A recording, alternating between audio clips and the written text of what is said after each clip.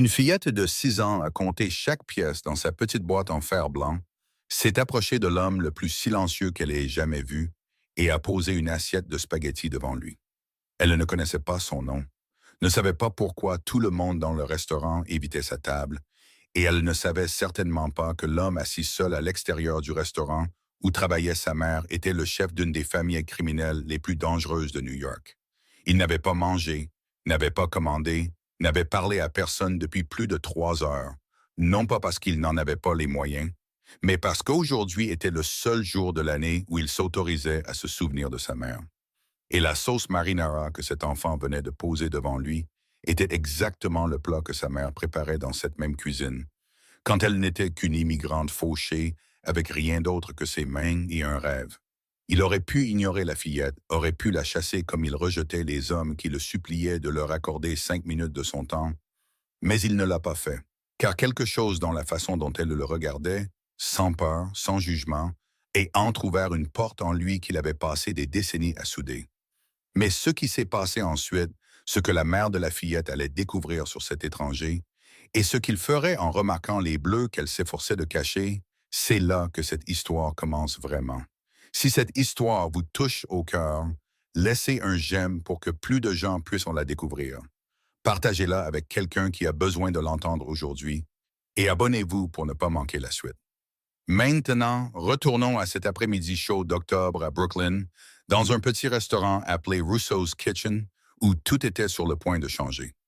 Russo's Kitchen se trouvait au coin d'une rue calme dans un quartier résidentiel du sud de Brooklyn. C'était le genre de restaurant devant lequel on pourrait passer sans jamais le remarquer si l'on n'était pas du coin. La devanture était étroite, avec un auvent en tissu à rayures rouges et blanches, décoloré par des années de soleil. Une porte vitrée avec une petite pancarte ouverte, écrite à la main, suspendue légèrement de travers.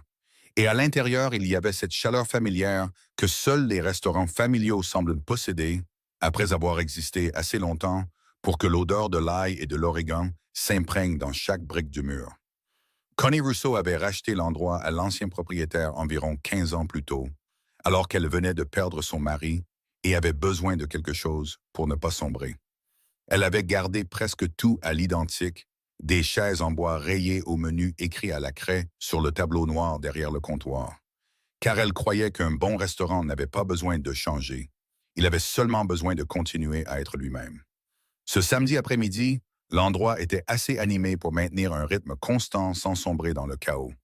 Quelques familles prenaient un repas tardif. Un couple plus âgé près de la fenêtre partageait une assiette de tiramisu. On entendait le cliquetis des couverts contre les assiettes, des rires étouffés et une douce musique italienne s'échappant d'un vieux haut-parleur fixé près du plafond. Amelia Ward se déplaçait entre les tables, un plateau à la main. Ses pas étaient rapides et précis, comme ceux de quelqu'un qui fait ce travail depuis assez longtemps pour que son corps connaisse le chemin sans que son esprit aide à donner l'ordre. Elle souriait aux clients avec ce genre de sourire poli que toute personne ayant servi à table assez longtemps apprend à maîtriser.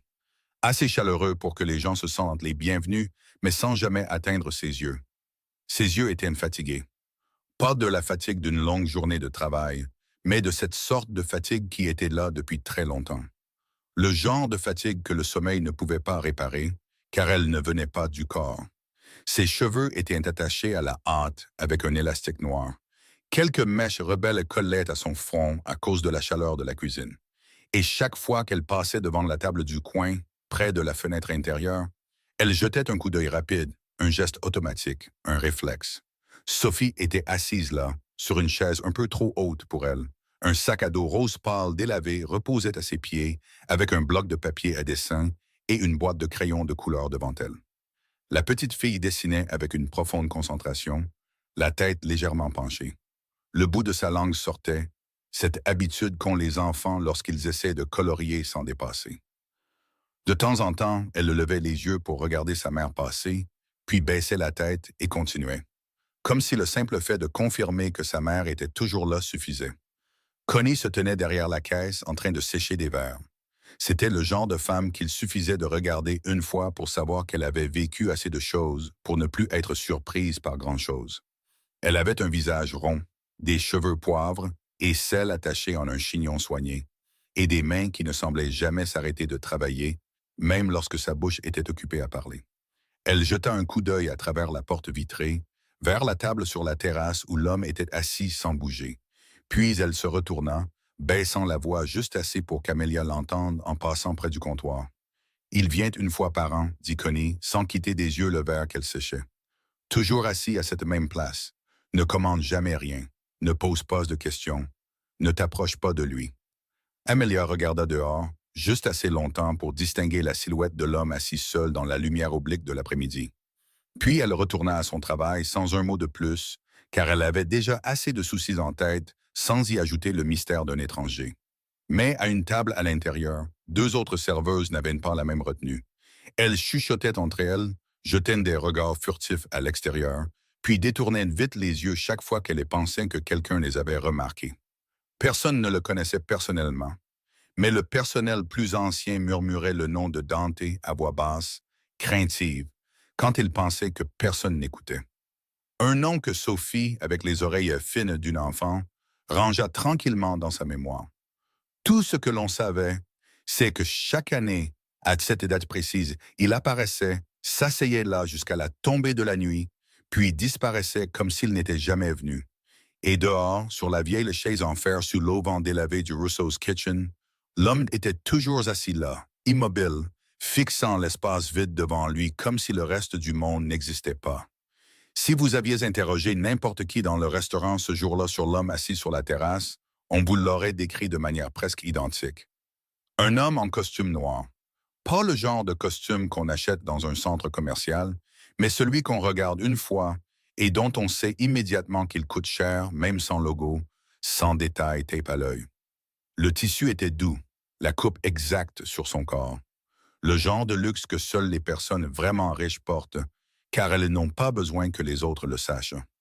Le col de sa chemise blanche était ouvert d'un bouton, pas de cravate, pas de montre visible, pas de bague, rien d'inutile. Ses cheveux noirs étaient soigneusement peignés en arrière, sa ligne de cheveux nette, son visage anguleux avec une mâchoire serrée, comme s'il retenait quelque chose derrière sa peau. Et ses yeux étaient ce qui faisait que les gens détournaient le regard le plus vite. Non pas parce qu'ils étaient en colère ou menaçants, mais parce qu'ils ne regardaient personne, ne regardaient rien. Comme s'il voyait à travers tout ce qui se trouvait devant lui, vers un endroit que lui seul pouvait voir. Son corps restait immobile sur la chaise en fer, d'une manière que personne ne pouvait maintenir aussi longtemps, à moins d'être habitué à attendre ou à contrôler chaque muscle de son corps si complètement que même sa respiration était presque invisible. Une mère passant sur le trottoir avec son enfant a instinctivement tiré le petit de l'autre côté sans même s'en rendre compte. Un homme promenant son chien s'est arrêté pour lasser sa chaussure comme excuse pour regarder, puis a marché plus vite que d'habitude. L'instinct humain est comme ça. Quand quelque chose de dangereux est à proximité, le corps le sait avant que l'esprit n'ait le temps de comprendre. Mais Dante Corsetti n'était pas assis là pour effrayer qui que ce soit. Il était assis là parce que c'était le seul endroit au monde où il s'autorisait à ne pas être Dante Corsetti. Pas le nom qui faisait que les gens retenaient leur souffle quand ils l'entendaient prononcer dans des pièces fermées. Pas l'ombre derrière des dizaines d'affaires dont la presse n'a jamais eu connaissance et que la police n'a jamais réussi à prouver.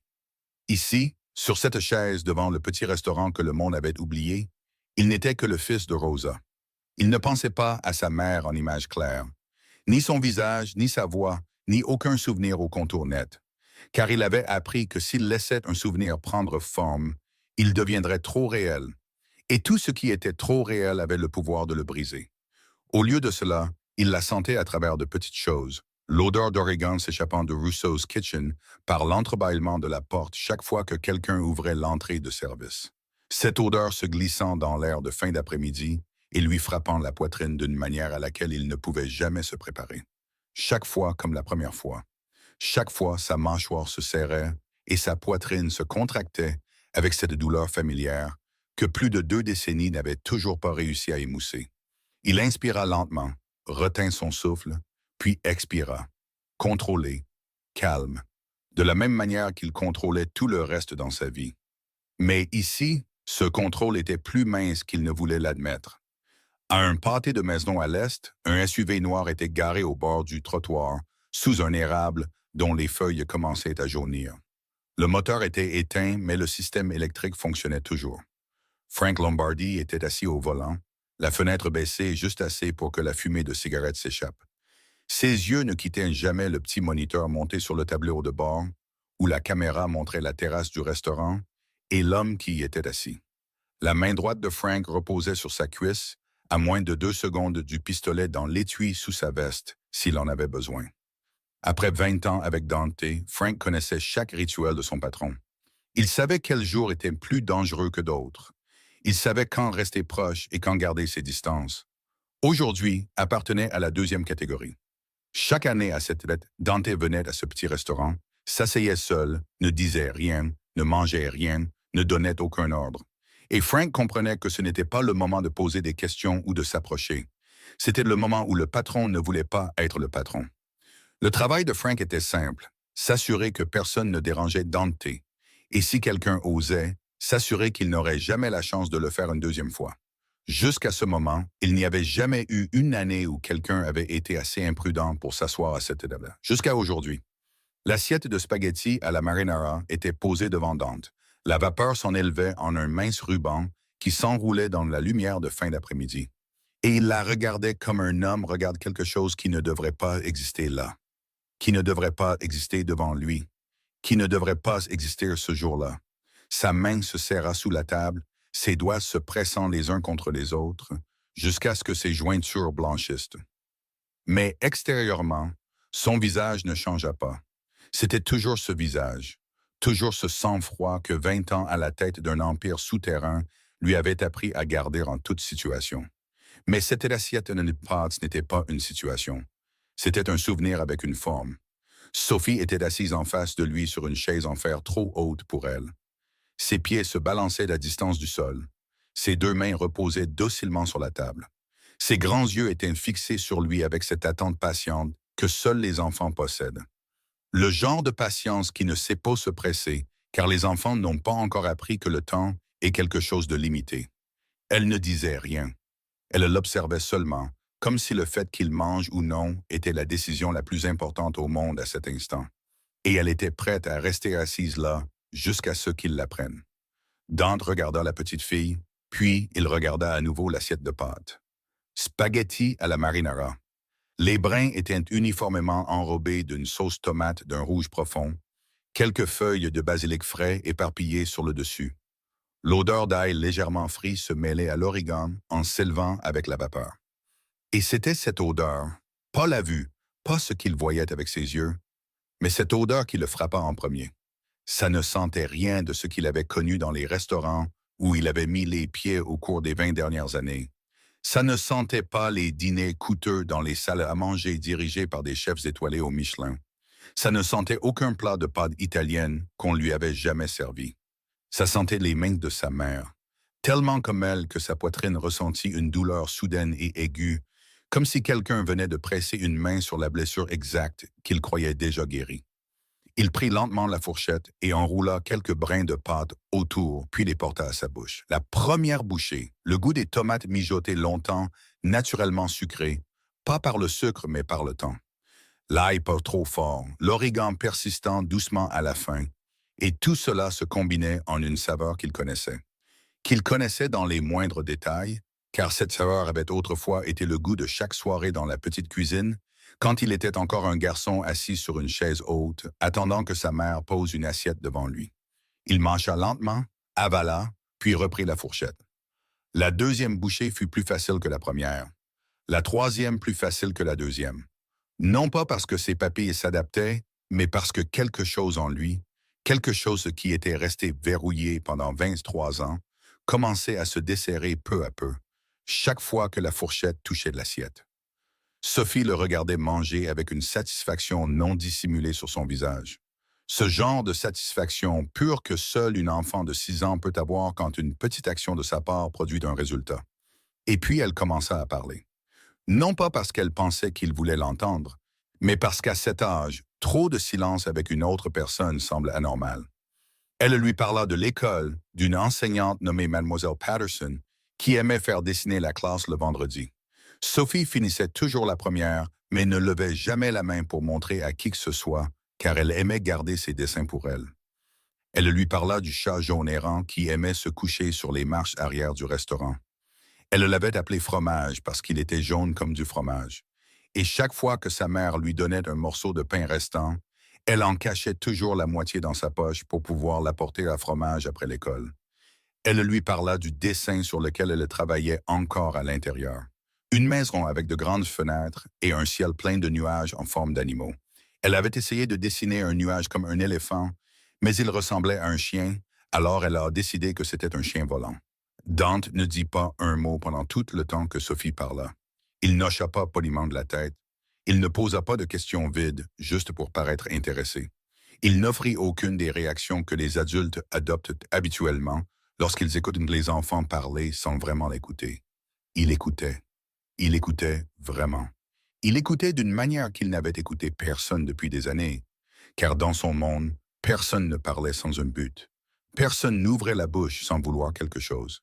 Chaque conversation était soit une négociation, soit une supplique, soit un mensonge. Mais cette petite fille ne voulait rien de lui. Elle parlait simplement parce qu'elle avait quelque chose à dire, et il était la personne assise en face d'elle. C'était tout.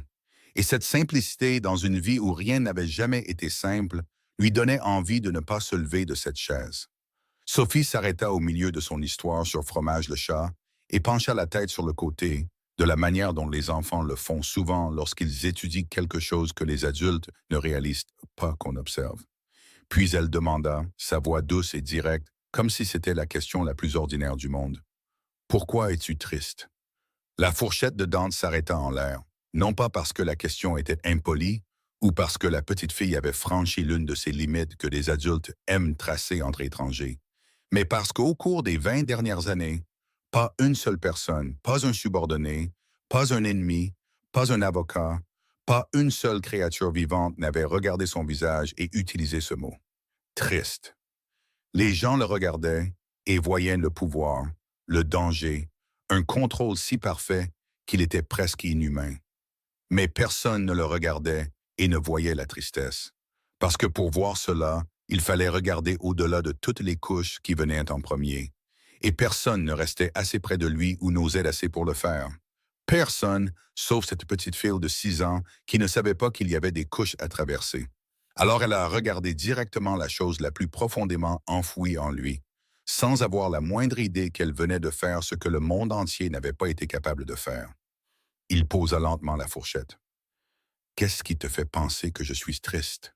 demanda-t-il, sa voix calme mais un peu plus basse qu'avant. Assez basse pour que si Frank l'avait entendu à travers le dispositif de surveillance, il aurait su que ce n'était pas la voix du patron, mais la voix d'un homme qui venait d'être surpris en train de cacher quelque chose. Sophie n'hésita pas. « Parce que tu ressembles à ma maman quand elle pense que je ne la regarde pas. » Elle a dit cela sans savoir à quel point ces mots étaient lourds, sans savoir que la phrase n'a pas seulement touché dans... Elle l'a transpercée.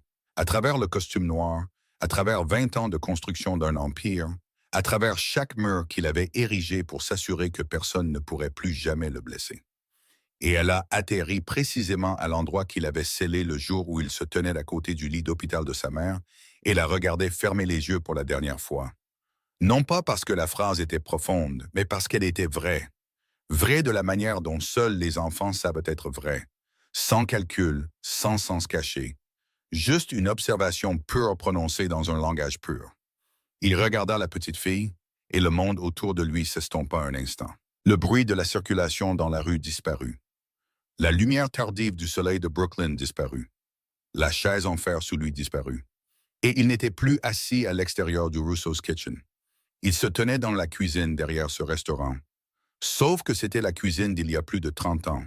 Plus petite, plus vieille, avec des murs de briques jaunes tachés de graisse. Un ventilateur de plafond tournant lentement sans parvenir à chasser la chaleur. Et au centre de cette cuisine, il y avait Rosa. Sa mère se tenait devant la cuisinière, son tablier blanc devenu ivoire avec l'âge et maculé de taches de sauce tomate. Ses mains rugueuses à force de laver la vaisselle et de frotter les casseroles. Ses cheveux noirs relevés avec une pince bon marché. Une fine pellicule de sueur sur son front. Mais elle souriait. Elle souriait toujours quand elle cuisinait. C'était la chose dont il se souvenait le plus clairement à propos de sa mère. Pas son visage quand elle était fatiguée, pas ses yeux quand elle s'inquiétait pour le loyer ou les papiers d'immigration, mais son sourire quand elle posait une assiette de pâtes devant lui. Dante, âgé de 6 ans, assis sur une chaise en bois surélevée par un vieil annuaire téléphonique pour que ses jambes puissent atteindre la table. Et elle disait, sa voix douce avec l'accent italien qu'elle n'avait jamais perdu, peu importe le nombre d'années qu'elle avait vécu en Amérique, la nourriture faite avec amour a toujours un goût différent. Le jeune Dante y avait cru. Il y avait cru complètement, sans doute, sans question. Il y avait cru de la manière dont seul un enfant de 6 ans sait croire. Parce que si sa mère le disait, alors ça devait être vrai. Et maintenant, 30 ans plus tard, l'homme Dante regardait l'assiette de spaghettis à la marinara qu'une étrange petite fille lui avait achetée avec les pièces de sa boîte en fer blanc. Et il savait que sa mère avait eu raison, car cette assiette de pâtes avait un goût différent. Pas à cause de la recette, pas à cause du talent du cuisinier, mais parce qu'une enfant qui ne le connaissait pas du tout avait vidé ses quelques précieuses pièces pour l'acheter à l'homme qu'elle pensait d'avoir faim. Le souvenir s'estompa. Il revint au présent et regarda Sophie assise en face de lui, ses jambes se balançant toujours, ses yeux toujours ronds, et il vit quelque chose qui lui serra à nouveau la poitrine, mais d'une manière différente. Pas de la douleur, mais de la reconnaissance. Il se vit à cet âge, un enfant assis dans la cuisine du restaurant attendant sa mère. Ne sachant pas que le monde extérieur la lui prendrait son innocence, le transformerait en quelque chose que son moi de 6 ans ne reconnaîtrait même pas. Sophie était pareille, elle était assise là, innocente, ne sachant pas que sa mère portait des bleus sous ses manches, ne sachant pas que le monde avait déjà commencé à lui prendre des choses qu'elle n'était pas encore assez grande pour protéger. Il inspira lentement, puis demanda, sa voix égale mais assez douce pour ne pas ressembler à une question de l'homme que toute cette ville craignait. Où est ta maman? Sophie se tourna sur sa chaise et leva un petit doigt, pointant droit à travers la porte vitrée vers le restaurant où Amelia portait un plateau en passant devant la caisse. Et pour la première fois depuis qu'il s'était assis sur cette chaise 3 heures plus tôt, Dante Corso dit qu'il regarda à l'intérieur de Rousseau's Kitchen. Dante suivit la direction du doigt de Sophie, et à travers la vitre encore striée de traces de chiffon à moitié séchées, il laissa enfin son regard se poser sur elle. Non plus comme une silhouette en arrière-plan qu'il avait observée, mais comme la femme qui tenait tout l'univers de la fillette. Amelia se déplaçait entre 2 tables près du comptoir, un plateau en équilibre dans sa main droite avec 3 assiettes dessus. Sa main gauche maintenait son équilibre en laissant son corps s'incliner légèrement d'un côté. Ses cheveux étaient attachés en queue de cheval, bien que la moitié se soit détachée, et s'accrochaient à son front et à son cou. Et elle souriait à un client plus âgé près de la fenêtre. Le genre de sourire que Dante reconnaissait instantanément, car il l'avait vu des milliers de fois sur les visages des gens qui travaillaient pour lui. Le sourire de quelqu'un qui s'efforce de faire en sorte que tout paraisse normal, alors qu'à l'intérieur, rien n'est normal du tout. Ses yeux ne souriaient pas. Ses yeux étaient fatigués d'une manière que tout le monde ne pouvait pas voir, à moins de savoir où regarder. Mais Dante le savait, car il avait passé sa vie à lire les gens, à lire ce qu'ils cachaient derrière ce qu'ils montraient au monde. Et cette femme cachait beaucoup de choses. Elle tendit la main pour poser une assiette sur la table haute, dans le coin du fond. Et quand son bras s'étira, la manche noire de sa chemise de restaurant remonta de quelques centimètres. Seulement quelques-uns, mais assez. Dante le vit, le bleu sur son poignet. Frais, encore sombre. Une forme qui ne venait pas d'un choc accidentel, mais de doigts. 4 marques parallèles à l'intérieur de son poignet et une en face sur le côté extérieur. L'empreinte de la main de quelqu'un qui avait serré assez fort pour laisser sa forme sur la peau. Et sous ce bleu plus récent, quand la lumière à l'intérieur du restaurant frappait sous le bon angle, il vit une autre couche, une cicatrice d'environ 5 centimètres de long, le long de l'intérieur de son avant-bras. Guéri depuis longtemps, mais encore en relief sous la peau, plus pâle que la chair environnante. Le genre de cicatrice qui ne vient pas d'un accident de cuisine ou d'un choc contre le coin d'une table. 2 couches de blessures, une ancienne, une nouvelle, et Dante, qui avait vu assez de violence dans sa vie pour savoir exactement d'où venait chaque blessure, comprit en un instant que ces 2 couches racontaient la même histoire. Ses yeux se plissèrent, seulement légèrement. Presque trop peu pour être remarqué, à moins d'être Frank Lombardi, observant à travers la caméra depuis le SUV à un pâté de maison de là et reconnaissant immédiatement ce petit changement. Car après 20 ans, il savait que ce n'était pas l'expression de la curiosité ou de l'inquiétude. C'était le regard que son patron arborait juste avant que quelqu'un n'ait de très sérieux ennuis. Amelia posa l'assiette, remit sa manche en place avec la vitesse d'un réflexe qu'elle avait pratiqué on ne sait combien de fois, et continua à servir la table suivante. Sans savoir qu'à l'instant où sa manche avait glissé, elle avait laissé un homme qui n'aurait pas dû le savoir voir la chose qu'elle ne voulait que personne ne voie. Puis elle regarda dehors, probablement par habitude, pour vérifier Sophie, et ses yeux s'arrêtèrent. Sa fille était assise en face d'un homme étrange. La réaction d'Amelia fut immédiate. Le plateau dans sa main faillit basculer. Elle le posa rapidement sur le comptoir, s'excusa vite auprès de Connie, puis se dirigea droit vers la porte. Ses pas étaient plus rapides que son rythme habituel sur le sol. Son visage était devenu un peu plus pâle qu'il ne l'était quelques secondes plus tôt. Elle poussa la porte vitrée, sortit sur la terrasse, vit Sophie assise là, les jambes se balançant joyeusement devant l'homme en costume noir. Et elle attrapa aussitôt la main de Sophie, pas fort mais fermement, tirant la petite fille sur ses pieds et reculant avec elle. « Je suis tellement désolée, dit-elle, sa voix rapide, tremblant légèrement sur les bords. Ses yeux étaient baissés au lieu de rencontrer ceux de Dawn. Elle ne voulait pas vous déranger. Je suis vraiment désolée. Elle sait qu'elle ne doit pas faire ça. Je suis désolée. » 3 excuses en 3 phrases. Dante reconnut que ce n'était pas seulement de la politesse. C'était le réflexe de quelqu'un habitué à s'excuser pour éviter les conséquences. Habitué à dire pardon avant même de savoir si elle avait fait quelque chose de mal, parce que dire pardon était toujours plus sûr. Sophie leva les yeux vers sa mère, un peu confuse car elle ne comprenait pas ce qu'elle avait fait de mal.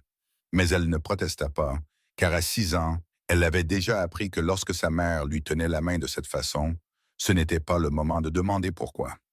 Dante regarda Amelia.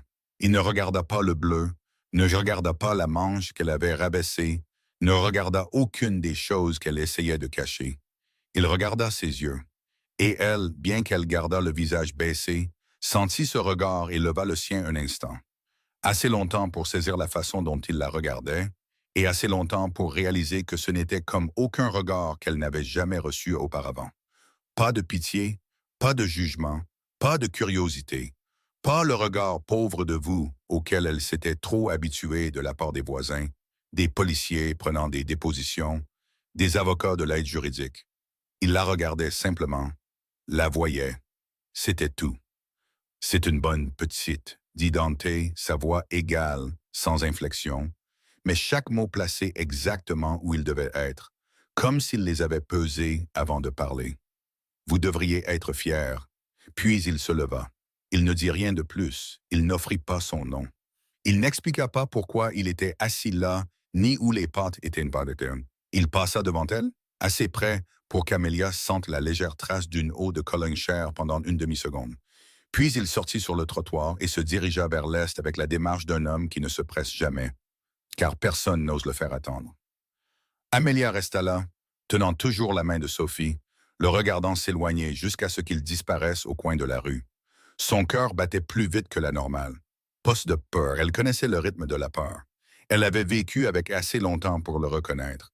Ce n'était pas ce rythme, c'était le rythme de quelque chose d'autre qu'elle ne pouvait pas nommer. Et parce qu'elle ne pouvait pas le nommer, cela la troublait plus que la peur ne l'aurait fait. À un pâté de maison de là, Dante ouvrit la portière arrière du SUV noir et monta.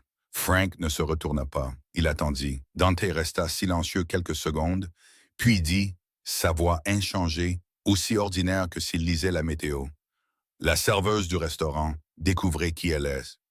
Frank hocha la tête une fois et démarra la voiture. Il ne demanda pas pourquoi. Il ne demandait jamais pourquoi. Amelia ferma à clé la porte arrière du restaurant un peu avant 10 heures ce soir-là. Connie était partie 1 heure plus tôt et lui avait rappelé d'éteindre toutes les lumières de la cuisine. Sophie somnolait dans le fauteuil rembourré au coin de la salle à manger depuis 8 heures. Ses genoux étaient ramenés contre sa poitrine, ses bras enroulés autour du sac à dos rose pâle délavé, comme si c'était un ours en peluche.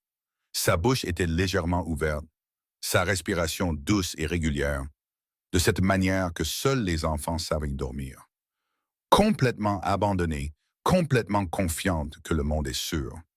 Amelia la souleva, cala la tête de Sophie contre son épaule, ajusta le sac à dos sur un bras, puis sortit dans la rue maintenant déserte. Il y avait 4 pâtés de maison entre le Russo's Kitchen et son studio. Une marche qui ne prenait que 7 minutes en plein jour. Mais la nuit, quand on porte un enfant de 6 ans pesant près de 20 kilos dans ses bras, cela semble beaucoup plus long. Chaque pas résonnait sur le trottoir vide. Les lampadaires jaunes projetaient de longues ombres sur le béton. Amelia marchait vite sans courir, car courir aurait réveillé Sophie. Et elle voulait que la petite fille dorme, voulait la garder dans ce rêve aussi longtemps que possible avant que la réalité ne s'impose. Elle tourna dans la ruelle familière menant au vieil immeuble de 4 étages sans ascenseur. Elle poussa la porte d'entrée avec sa hanche car ses 2 bras étaient occupés à tenir Sophie et commença à monter les escaliers jusqu'au 3e étage. Elle sentit l'alcool avant de le voir. Du bourbon bon marché mélangé à de la fumée de cigarette et à de la vieille sueur. Le genre d'odeur que son corps reconnaissait avant son esprit, et chaque muscle de son corps se tendit d'un coup, un réflexe entraîné par des années de douleur. Troy était assis sur l'escalier entre le 2e et le 3e étage, le dos contre le mur, les jambes étendues en travers du passage. Une canette de bière vide renversée à côté de son pied. Ses yeux étaient rouges et vitreux, d'une manière qu'Amelia ne connaissait que trop bien. Il était le genre d'ivrogne le plus dangereux. Pas assez ivre pour ne pas pouvoir se tenir debout, mais assez ivre pour perdre le contrôle tout en restant assez sobre pour faire du mal. Il leva les yeux quand il entendit ses pas, et le sourire qui s'étala sur sa bouche suffit à donner à Amelia l'envie de faire demi-tour et de redescendre les escaliers en courant. Mais elle ne courut pas, car son appartement était au-dessus de lui, et derrière elle se trouvait la rue sombre, et elle n'avait nulle part où aller. « Donne-moi la petite, » dit Troy, sa voix lente et lourde alors qu'il se relevait de la marche. Il la dépassait de presque une tête, les épaules larges, avec le corps d'un homme qui avait été fort autrefois, mais qui avait depuis été rongé de l'intérieur par l'alcool et le ressentiment. Amelia serra plus fort Sophie. « Tu ne peux pas être ici, Troy. L'ordonnance du tribunal dit que tu ne peux pas nous approcher. »« L'ordonnance du tribunal ?» répéta-t-il avec un ricanement, montant d'une marche. La distance entre eux n'était plus que d'un bras. « Je suis son père. Personne ne dit à un père qu'il ne peut pas voir sa fille. Tu n'es pas un père quand tu es aussi ivre. Va-t'en, s'il te plaît. » Le mot « s'il te plaît » sortit de sa bouche avant qu'elle ne puisse l'arrêter, et elle se détesta pour ça. Elle détestait qu'après 2 ans de divorce, après toutes ces nuits à se promettre qu'elle ne le supplierait plus jamais pour quoi que ce soit, elle disait encore ce mot par réflexe, car son corps se souvenait que parfois, supplier était la seule chose qui le faisait arrêter. Mais ce soir, ça n'a pas marché. Troy se jeta en avant, une main attrapant le poignet d'Amelia, le même poignet avec le bleu qui s'estompait, et serra. Amelia serra les dents et ravala le cri de douleur car Sophie était sur son épaule et elle préférerait mourir plutôt que de laisser sa fille se réveiller et voir ça. De son autre main, Troy la poussa par l'épaule contre le mur de la cage d'escalier, son visage près du sien, son haleine épaisse d'alcool contre sa peau. Et il murmura de cette voix basse et lente qu'il savait l'effrayer plus que les cris ne l'avaient jamais fait. Le tribunal ne peut pas te protéger. La police ne peut pas te protéger. Personne ne peut te protéger. Tu comprends? Puis Sophie bougea sur l'épaule d'Amelia. Les yeux de la petite fille s'ouvrirent, endormis au début, puis confus, puis effrayés quand elle vit le visage de Troy juste devant elle. Et elle pleura, pas fort, mais de cette manière silencieuse dont les enfants pleurent, quand ils ont déjà appris que pleurer fort ne fait qu'empirer les choses. Des larmes coulèrent sur son visage, tandis que sa bouche restait fermée. Et ce pleur silencieux fut ce qui déchira Amelia, plus que tout ce que Troy aurait pu faire à son poignet. Amelia arracha sa main, la force du désespoir plus grande que la force de son ivresse. Puis elle se glissa devant lui et monta les escaliers en courant, cherchant ses clés dans sa main tremblante. Elle déverrouilla la porte, trébucha à l'intérieur, la claqua, verrouilla le premier pin, le deuxième pin, la troisième chaîne. Puis elle s'adossa à la porte, respirant fort, tandis que Sophie s'accrochait à son cou et pleurait dans son épaule. Dehors, les pas de Troy s'arrêtèrent devant la porte. Il resta là quelques secondes, puis la frappa une fois, assez fort pour qu'Amelia sente le choc dans sa colonne vertébrale. Puis il partit, Ses pas lourds s'estompant dans les escaliers, Amelia sortit son téléphone et composa le 911, sa voix tremblante alors qu'elle parlait au répartiteur. Oui, ex-mari. Oui, il y avait une ordonnance restrictive. Oui, il était parti. Oui, elle et sa fille étaient en sécurité. Oui, elle l'attendrait. La police arriva 40 minutes plus tard. Deux officiers prirent la déposition et demandèrent si elle était blessée. Elle dit non, parce que le bleu sur son poignet était caché sous sa longue manche. Ils vérifièrent le couloir, confirmèrent que Troy était parti, lui conseillèrent de contacter son avocat pour mettre à jour l'ordonnance de protection, puis partirent. La porte se ferma, l'appartement tomba dans le silence. Amelia s'assit sur le sol de la cuisine, le dos contre le réfrigérateur. Sophie était sur ses genoux, sa tête reposait contre la poitrine de sa mère. Ses larmes étaient maintenant séchées, mais son petit corps tremblait encore par vagues faibles et irrégulières. Amelia baissa les yeux sur son poignet et remonta la manche dans le noir. La lumière de la petite fenêtre était juste suffisante pour qu'elle voie le nouveau bleu. Violette foncée. 4 doigts clairement marqués dans la peau, directement sur le bleu plus ancien qui avait déjà viré au jaune et au vert. Et sous ces 2 couches, la longue cicatrice était toujours là. Elle avait toujours été là. Comme un rappel que ce n'était pas la première fois, et si rien ne changeait, ce ne serait pas la dernière.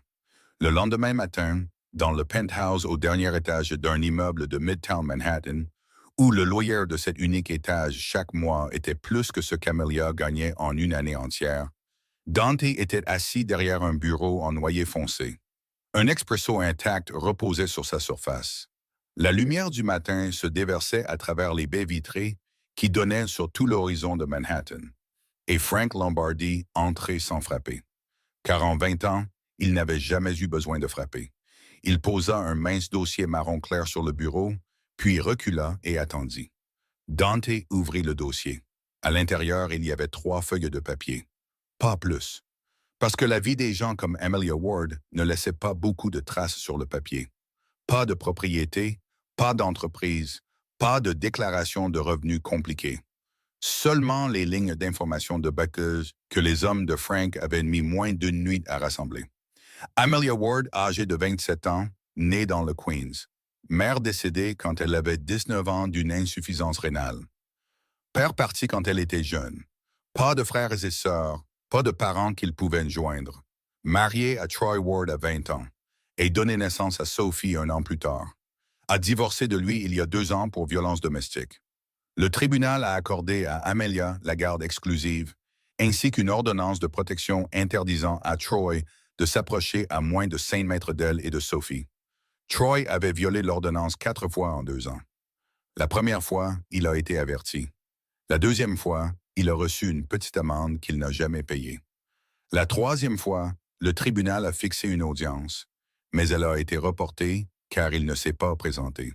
La quatrième fois, la police a pris une déposition, mais ne l'a pas arrêté car il avait quitté les lieux avant leur arrivée. Sur le papier, le système juridique protégeait Amelia Ward. Mais en réalité, 4 violations et 4 fois sans aucune conséquence réelle avaient dit à Troy que le papier n'était que du papier. Le revenu d'Amelia était de 2 200 $ par mois, provenant de son salaire et de ses pourboires en tant que serveuse au Russo's Kitchen. Le loyer de son studio au 3e étage du vieil immeuble de Brooklyn était de 1 400 $. Il restait 800 $ pour tout le reste. La nourriture, les vêtements, les choses dont Sophie avait besoin, les charges, le service téléphonique, les tickets de bus et toute autre dépense imprévue que la vie jette toujours aux gens qui n'ont pas de filet de sécurité. Dante lut chaque ligne, ni rapidement, ni lentement, au même rythme qu'il lisait tous les autres rapports que Frank lui apportait. Qu'il s'agisse d'un rapport sur une affaire de plusieurs millions de dollars ou du dossier d'une personne qui devait disparaître. Quand il eut fini, il ferma le dossier, posa sa main sur la couverture et resta silencieux. Frank se tenait là, habitué à ce silence, sachant qu'il pouvait durer 10 secondes ou 10 minutes, et que ni l'un ni l'autre ne signifiait qu'il devait parler. Mais cette fois, après environ une demi-minute, Frank ouvrit la bouche. Son ton était prudent, mais direct, de la manière dont seul un homme qui avait suivi Dante assez longtemps oserait l'être. « Ce ne sont pas nos affaires, patron. » Ce n'était pas un conseil, c'était un rappel. Frank avait vu Dante s'immiscer dans les affaires d'étrangers exactement 2 fois en 20 ans. Et les 2 fois s'étaient terminées dans le sang. Pas le sang de Dante, mais du sang qu'ils avaient quand même dû nettoyer. Et Frank savait que lorsque son patron commençait à s'intéresser à quelqu'un en dehors du cercle du pouvoir, les choses devenaient compliquées d'une manière que personne ne voulait. Dante ne regarda pas Frank. Il regarda le dossier sur le bureau, tapa 2 fois sur la couverture avec son doigt, puis demanda d'une voix plate comme une eau calme. À qui Troy Ward doit-il de l'argent? 3 mots. Frank les entendit et comprit immédiatement. Sans besoin d'explication, sans besoin de contexte, car après 20 ans, il savait exactement ce que cette question signifiait. Cela ne signifiait pas que Dante était curieux. Cela ne signifiait pas que Dante recueillait des informations. Cela signifiait que Dante avait pris une décision. Et cette décision commençait par découvrir qui tenait les ficelles du cou de Troy Ward. Parce que quand on veut contrôler une marionnette, on n'a pas besoin de toucher la marionnette. On a seulement besoin d'acheter la ficelle. Frank hocha la tête une fois. J'aurai la réponse avant midi. Puis il se tourna et partit, fermant doucement la porte derrière lui, laissant Dante seul dans la vaste pièce surplombant Manhattan. Le mince dossier toujours sur le bureau, l'expresso toujours intact. Et au-delà de la vitre, la ville de New York continuait de bouger, sans savoir que l'un des hommes les plus dangereux de la ville venait de décider d'interférer dans la vie d'une serveuse et de sa fille de 6 ans. Non pas parce qu'il voulait quelque chose d'elle, mais à cause d'une assiette de pain à 4,50 $ et des mots d'une enfant qui lui avait rappelé que sa mère avait autrefois été cette femme. 4 jours après ce samedi après-midi, un mercredi soir ordinaire, alors que le Russo's Kitchen se calmait et que Connie se tenait derrière le comptoir pour faire les comptes de fin de journée, la porte vitrée s'ouvrit et l'homme entra. Cette fois, il n'était pas sur la terrasse. Cette fois, il est entré directement. Et tout a changé d'un coup. Pas bruyamment, pas de façon spectaculaire, seulement dans la manière dont l'air à l'intérieur du restaurant sembla s'épaissir. Le genre de changement que l'on sent sur sa peau avant que l'esprit ne puisse expliquer pourquoi. Connie fut la première à le remarquer. Elle leva les yeux de son registre. Ses yeux captèrent l'homme alors qu'il passait devant le comptoir. Et sa main s'arrêta en plein mouvement, le stylo suspendu au-dessus de la page. Car en 15 ans de possession de cet endroit, et près de 10 ans avant cela à vivre dans le quartier italien du sud de Brooklyn, elle avait vu assez de gens franchir une porte pour savoir quand quelqu'un n'appartenait pas à cet endroit. Non pas parce qu'ils n'en étaient pas dignes, mais parce qu'ils appartenaient à une autre couche du monde. Une couche dont les gens comme elle n'entendaient parler que par oui-dire et ne voulaient jamais voir de leurs propres yeux. Dante se dirigea directement vers la table sept, la petite table près de la fenêtre intérieure. Il tira la chaise et s'assit avec l'aisance d'un homme qui aurait aussi bien pu avoir fait une réservation. Il ne regarda pas le menu car il n'en avait pas besoin. La jeune serveuse qui travaillait le soir regarda Amelia avec une expression à moitié suppliante, car toutes deux pouvaient sentir quelque chose chez cet homme qu'elles ne pouvaient pas expliquer. Et Amelia, bien que son cœur ait battu un peu plus vite lorsqu'elle l'a reconnu comme l'homme de la terrasse ce samedi-là, hocha quand même la tête et prit la table parce que c'était son travail. Et elle n'avait pas le luxe de refuser de servir quelqu'un juste parce que chaque instinct en elle lui disait de garder ses distances. Elle se dirigea vers la table sept, carnet en main, stylo prêt. « Bonsoir, que puis-je vous servir? » Sa voix était calme, professionnelle. Elle la maintenait exactement à la bonne distance, comme une bonne serveuse le fait toujours. Dante leva les yeux. Son regard croisa le sien. Et le moment dura un battement de plus que l'ordinaire. Pas assez longtemps pour que quelqu'un d'autre le remarque, mais assez longtemps pour qu'ils sachent tous les deux que ce n'était pas la première fois qu'ils se regardaient. « Spaghettis à la marinara », dit-il. Il n'ouvrit pas le menu. Il ne demanda pas quel était le plat du jour. Juste marinara. Amelia l'écrivit même s'il n'y avait que 2 mots à écrire. Elle hocha la tête et se détourna.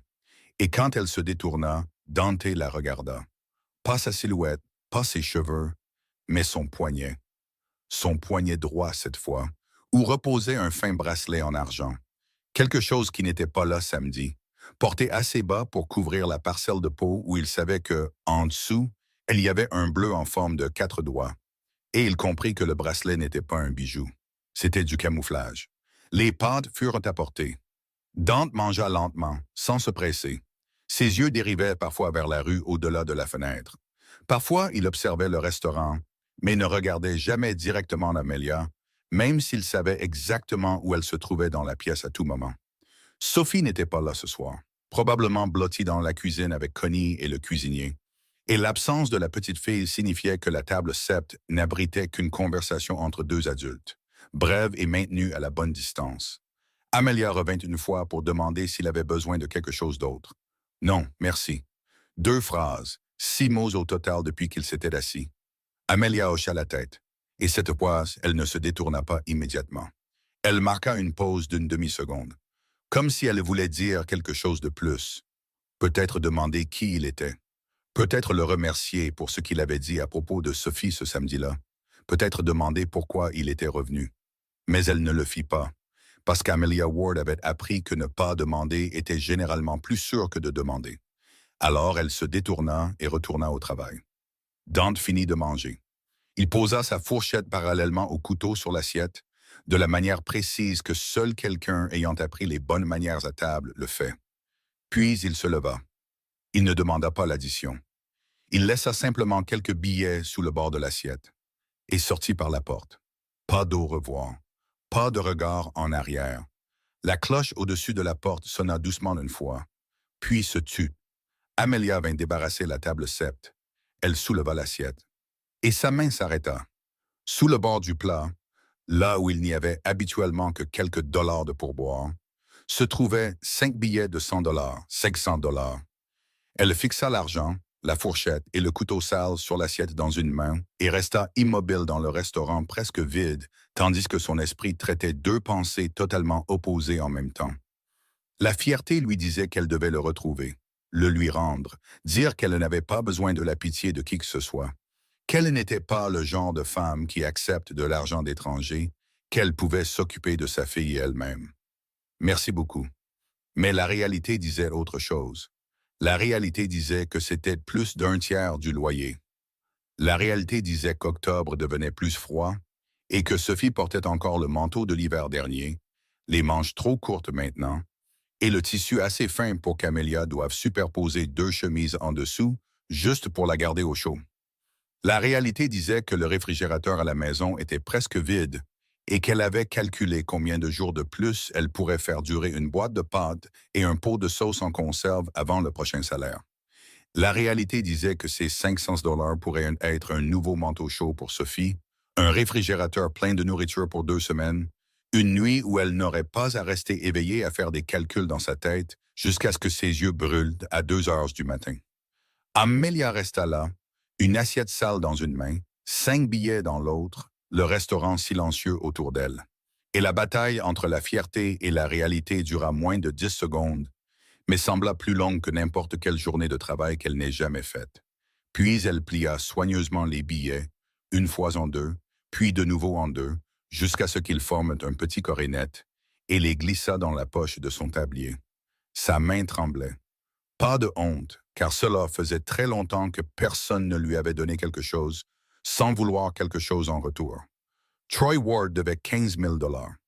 La dette avait commencé pendant la saison de football de l'année dernière, quand il avait parié sur la victoire des Jets pour 3 matchs d'affilée à une cote élevée. Car une cote élevée signifiait un gros gain, et Troy avait toujours cru qu'il était à une victoire près de toucher le jackpot. C'était le problème fondamental des hommes comme lui. Ils n'étaient pas accros au jeu parce qu'ils aimaient l'argent. Ils étaient accros au sentiment de croire que la chance était en route, que tout était sur le point de changer, qu'ils n'avaient besoin que d'un coup de puce. Les Jets perdirent les 3 matchs. Troy n'avait pas l'argent pour payer, et Benny Tate, l'homme qui lui avait prêté l'argent, n'était pas le genre de créancier qui passe des appels de rappel polis. Benny dirigeait une petite opération d'usure à Flatbush. Pas assez grande pour attirer l'attention des forces de l'ordre fédéral, mais assez grande pour envoyer 2 hommes costauds pour collecter chaque vendredi. Le genre d'entreprise de bas niveau qui survit en marge de la pègre, trop petite pour que les grandes organisations s'en soucient, mais assez cruelle pour détruire la vie des petits débiteurs. Benny rencontra Troy dans un bar bon marché de Red Hook un mardi soir. Il s'assit en face de lui dans le coin le plus sombre et alla droit au but. de la voix d'un homme qui avait dit la même phrase si souvent qu'on aurait dit qu'il lisait un menu. 15 000, Troy. Les intérêts courts. Avec quoi comptes-tu me payer exactement? Troy dit qu'il avait besoin de plus de temps. Benny dit que le temps n'était pas gratuit. Puis Benny se pencha en avant, baissa la voix et fit la suggestion, comme les hommes comme lui font toujours des suggestions. Pas comme un ordre, mais d'une manière qui fait comprendre au débiteur qu'il n'y a qu'une seule issue. Ton ex-femme travaille dans un restaurant italien à Brooklyn, n'est-ce pas? Trouve un moyen d'obtenir de l'argent d'elle. Je me fiche de comment. Troy n'objecta pas. Il hocha la tête car à ce stade, Troy Ward avait épuisé toutes les autres options, sauf celle de retourner voir la femme qu'il avait battue, menacée, et dont il avait légalement perdu le droit de s'approcher et de la forcer à payer une dette dont elle ne connaissait même pas l'existence. Il commença à surveiller Amelia dès le lendemain. Il se tenait de l'autre côté de la rue et la regardait se rendre aux Rousseaus le matin. Il s'asseyait dans sa vieille voiture et la regardait sortir Sophie du restaurant la nuit. Il mémorisait les heures, le trajet, les habitudes, à la manière d'un homme calculant son prochain coup, pas à la manière d'un père qui voulait voir son enfant. Mais Troy ne savait pas que pendant qu'il surveillait Amelia, quelqu'un le surveillait en même temps, dans un monde complètement différent. Frank Lombardi était assis en face de Benny Tate dans ce même bar, mais pas dans le coin sombre. Frank était assis au milieu de la pièce, en plein jour, car quand on représente Dante Corsetti, on n'a pas besoin du coin sombre. C'est le coin sombre qui a besoin de vous. Frank posa une enveloppe sur la table. À l'intérieur, il y avait 15 000 en espèces, et il dit à Benny d'un ton aussi doux que s'il commandait un café. La dette de Troy Ward, mon patron veut la racheter. Benny regarda l'enveloppe, puis Frank, et l'instinct de survie d'un homme qui avait vécu assez longtemps en marge de la pègre pour savoir quand ne pas poser de questions l'empêcha de demander pourquoi. Il savait qui était Frank Lombardi. Il connaissait le nom derrière Frank et il savait que lorsque l'organisation Corsetti voulait racheter une dette de 15 000 $, qui pour eux n'était que de la petite monnaie, cela n'avait rien à voir avec l'argent. Cela avait à voir avec le contrôle. Et Benny n'était pas assez fou pour se mettre en travers du chemin une fois que cette machine se mettait en marche. « Il est à vous, » dit Benny, faisant glisser les papiers de la dette sur la table et prenant l'enveloppe sans la compter. Car compter de l'argent devant un homme de Corsetti aurait été une insulte. La transaction prit moins de 3 minutes. La dette changea de main. Troy Ward ne devait plus rien à Benny Tate. Il devait de l'argent à Dante Corsetti. Il ne le savait tout simplement pas encore. Il pensait toujours qu'il fuyait Benny. Il pensait toujours que son plan pour forcer Amelia à trouver de l'argent était sa seule issue. Il pensait toujours qu'il contrôlait la situation, alors qu'en vérité, il n'était rien de plus qu'un pion sur un échiquier dont il ne savait même pas qu'il se tenait dessus. Un échiquier où chaque pièce avait déjà été mise en place par un homme dont le nom, si Troy l'avait connu, l'aurait fait fuir de New York cette nuit-là pour ne jamais revenir. Dante commença à venir au Russo's Kitchen tous les mercredis et samedis, aussi régulièrement que s'il s'agissait d'un emploi du temps sur lequel personne n'osait poser de questions. Et sa présence fréquente changea le restaurant de petite manière que seules les personnes à l'intérieur remarqueraient. Connie ne se raidissait plus quand il entrait, mais elle gardait toujours une distance respectueuse. Le genre de politesse que les gens utilisent quand ils savent qu'il y a des questions qu'il vaut mieux ne pas poser. Le reste du personnel ne chuchotait plus, mais ils évitaient toujours de servir la table sept, si bien qu'elle devint tranquillement la table d'Amelia par défaut. Et Sophie, la petite fille, était la seule personne dans tout le restaurant qui traitait Dante Corsetti comme s'il était juste un client régulier qui venait souvent pour des pâtes. Car pour elle, c'était exactement ce qu'il était. Chaque fois que Dante s'asseyait à la table sept, Sophie apparaissait en quelques minutes. Elle accourait du coin du restaurant où elle était assise à dessiner, son carnet de croquis sous un bras, sa boîte de crayons de couleur à la main. Elle grimpait sur la chaise en face de lui et montrait immédiatement sa dernière création, sans attendre d'y être invitée. Elle lui parlait de l'école, de la façon dont Mademoiselle Patterson avait confié à la classe un projet sur les animaux. Sophie avait voulu dessiner Fromage le chat, mais son professeur avait dit que ce devait être un animal sauvage. Alors Sophie a dessiné Fromage portant une couronne de lion et a obtenu un A pour sa créativité. Elle lui parla d'une camarade de classe nommée Hannah, qui avait une boîte de 64 crayons de couleur, alors que Sophie n'en avait que 16. Mais Sophie dit à Dante que ce n'était pas grave, car 16 couleurs suffisaient pour tout dessiner si l'on savait comment les mélanger. Dante écoutait tout cela. Il n'ajoutait pas grand-chose à la conversation, posant seulement de temps en temps une courte question. Est-ce que fromage est passé aujourd'hui? Ou quelle couleur as-tu utilisée pour le ciel? Et chacune de ces petites questions faisait briller les yeux de Sophie. Car à 6 ans, avoir un adulte qui pose des questions sur quelque chose qui vous tient à cœur est un cadeau plus grand que n'importe quel jouet. Puis, un samedi soir, alors que Dante venait de s'asseoir et n'avait même pas encore commandé, Sophie arriva en courant avec une feuille de papier cachée derrière son dos. Ses yeux brillaient de cette manière inimitable qu'ont les enfants lorsqu'ils portent un secret qu'ils ont hâte de partager. Elle posa la feuille sur la table, la tourna dans le bon sens, puis la poussa vers lui avec ses deux mains. Dante baissa les yeux. C'était un dessin fait au crayon de couleur sur du papier blanc. Les traits d'une enfant de 6 ans, inégaux et mal assurés, mais assez clairs pour être compris. Deux personnes étaient assises l'une en face de l'autre à une table. Une grande personne en noir, une petite personne en rose, et entre elles, il y avait un cercle rouge-orangé qu'il reconnut comme une assiette de spaghettis à la marinara. Et au-dessus d'eux, dans le coin de la page, Sophie avait dessiné un soleil souriant. Le genre de soleil que tous les enfants du monde entier semblent dessiner de la même manière, avec des rayons droits tout autour et une bouche heureuse et courbée. C'est toi, dit Sophie en montrant l'adulte en noir. Et ça, c'est moi. Et ça, ce sont nos spaghettis. Dante regarda le dessin. Il ne le regarda pas comme un homme regarde le dessin d'un enfant. Il le regarda comme il avait regardé cette première assiette de spaghettis à la marinara. Comme si c'était quelque chose qui ne devrait pas exister dans son monde, et pourtant, c'était là, réel, devant lui, et il ne savait pas quoi en faire. Il prit le dessin avec précaution, des deux mains, comme si le papier pouvait se déchirer s'il n'était pas assez doux. Puis il le plia lentement, une fois au milieu, puis une autre fois pour qu'il rentre, et le glissa dans la poche intérieure gauche de sa veste de costume. Cette poche, la poche qui, pendant 20 ans, n'avait contenu qu'une seule chose. Sophie ne le savait pas. Elle vit seulement oncle Dante placer son dessin à l'endroit le plus proche de son cœur, et elle sourit. Assez largement pour montrer le trou où sa dent de devant était en train de pousser. Puis elle sauta de la chaise et retourna en courant à l'intérieur pour dire à sa mère qu'oncle Dante aimait le dessin. Dehors, dans le SUV noir garé à sa place habituelle à un pâté de maison, Frank Lombardi regarda à travers la caméra et vit son patron plier le papier et le glisser dans la poche intérieure de sa veste. La poche gauche. La poche que Frank connaissait mieux que quiconque, car c'était lui qui vérifiait le pistolet qui s'y trouvait chaque matin avant que Dante ne mette son costume. Frank ne dit rien. Il n'en prit aucune note. Il ne fit aucun rapport.